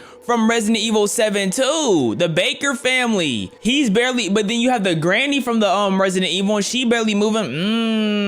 Cannibal, no, he's as bad as the rest of them. He even dances when he tastes his blood. So yeah, they decided to let their grandpa do it. But since this dude freaking predates the dinosaurs, he keeps dropping the hammer. It's kind of like that SpongeBob episode, the firmly grasp it. And this was their biggest mistake. Because while they're trying to switch who holds the hammer, she gets Sally out. breaks free and jumps out the window. Oh. Most realistic horror movie character, I swear. And it's daytime now, so she just starts hollering. And as the hitchhiker is slashing at her back, getting someone closer comes, and closer someone to comes, catching her, someone comes. a freaking semi-truck runs him over. Bro got isekai'd. Yo, and I bet you in his isekai life, he's having a happy life, like jobless reincarnation, where he could just be a whole predator in his previous life and then gets a happy life in the next one. Like, bro, he's probably having a jobless reincarnation type of life right now, getting everything handed to him. I forgot that happened. And this one ends with that same truck driver stopping to help Sally fight off Leatherface, only to run away. To where, I have no clue, but he's gone. He's gone. And luckily, a pickup truck this time stops to save Sally just in time. Hey, maybe hitchhiking ain't so bad after all. Leatherface seems happy about it with that dance he's doing. Yeah, this one holds up too. It's a classic. I'm sorry, it's a classic. And now Talk for the about this final, last one. and by far the oldest movie of the video. And a movie I chose because I know it's something y'all gonna remember. Yeah, I watched the newest Nosferatu, right? Because I didn't watch the old one because I'm about to watch something from the 10s, the 1910s. That movie was boring. Bro, I was an hour in. That was probably the most boring hour of me watching a movie. Like, I did not like that movie at all. But it was rated so good. Like, people love by it. They swear by it. That movie was so... I didn't finish it. Like, legitimately. And... what's crazy is I don't tend to start movies and not finish. When I go into a movie, I expect to finish even if it's bad because I'm like, I already dedicated this time. Somehow I wasn't able to finish it. That's how you know it wasn't good. But yeah, Nosferatu. I know y'all recognize this guy.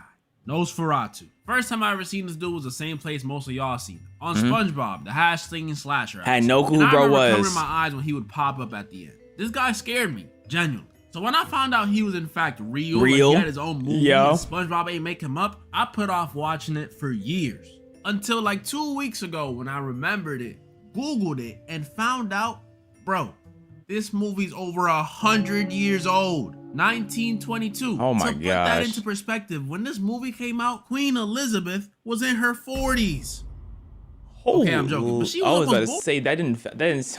I'm like, hold on. I was trying to do the math in my head real quick. I'm like, wait, that don't make sense. That's crazy. And even explaining That it don't like make that, sense. I don't think y'all really understand how old this movie is. Guys, this movie is Wasn't so World War old, I happening? It's a silent film. Like, no dialogue on some Charlie Chaplin stuff. But 100 years old and no speech. Does this movie hold up? I think No. so. Look, the movie's obviously not the same I guess anything just holds up, bro. Anything just holds up, I guess, Derek.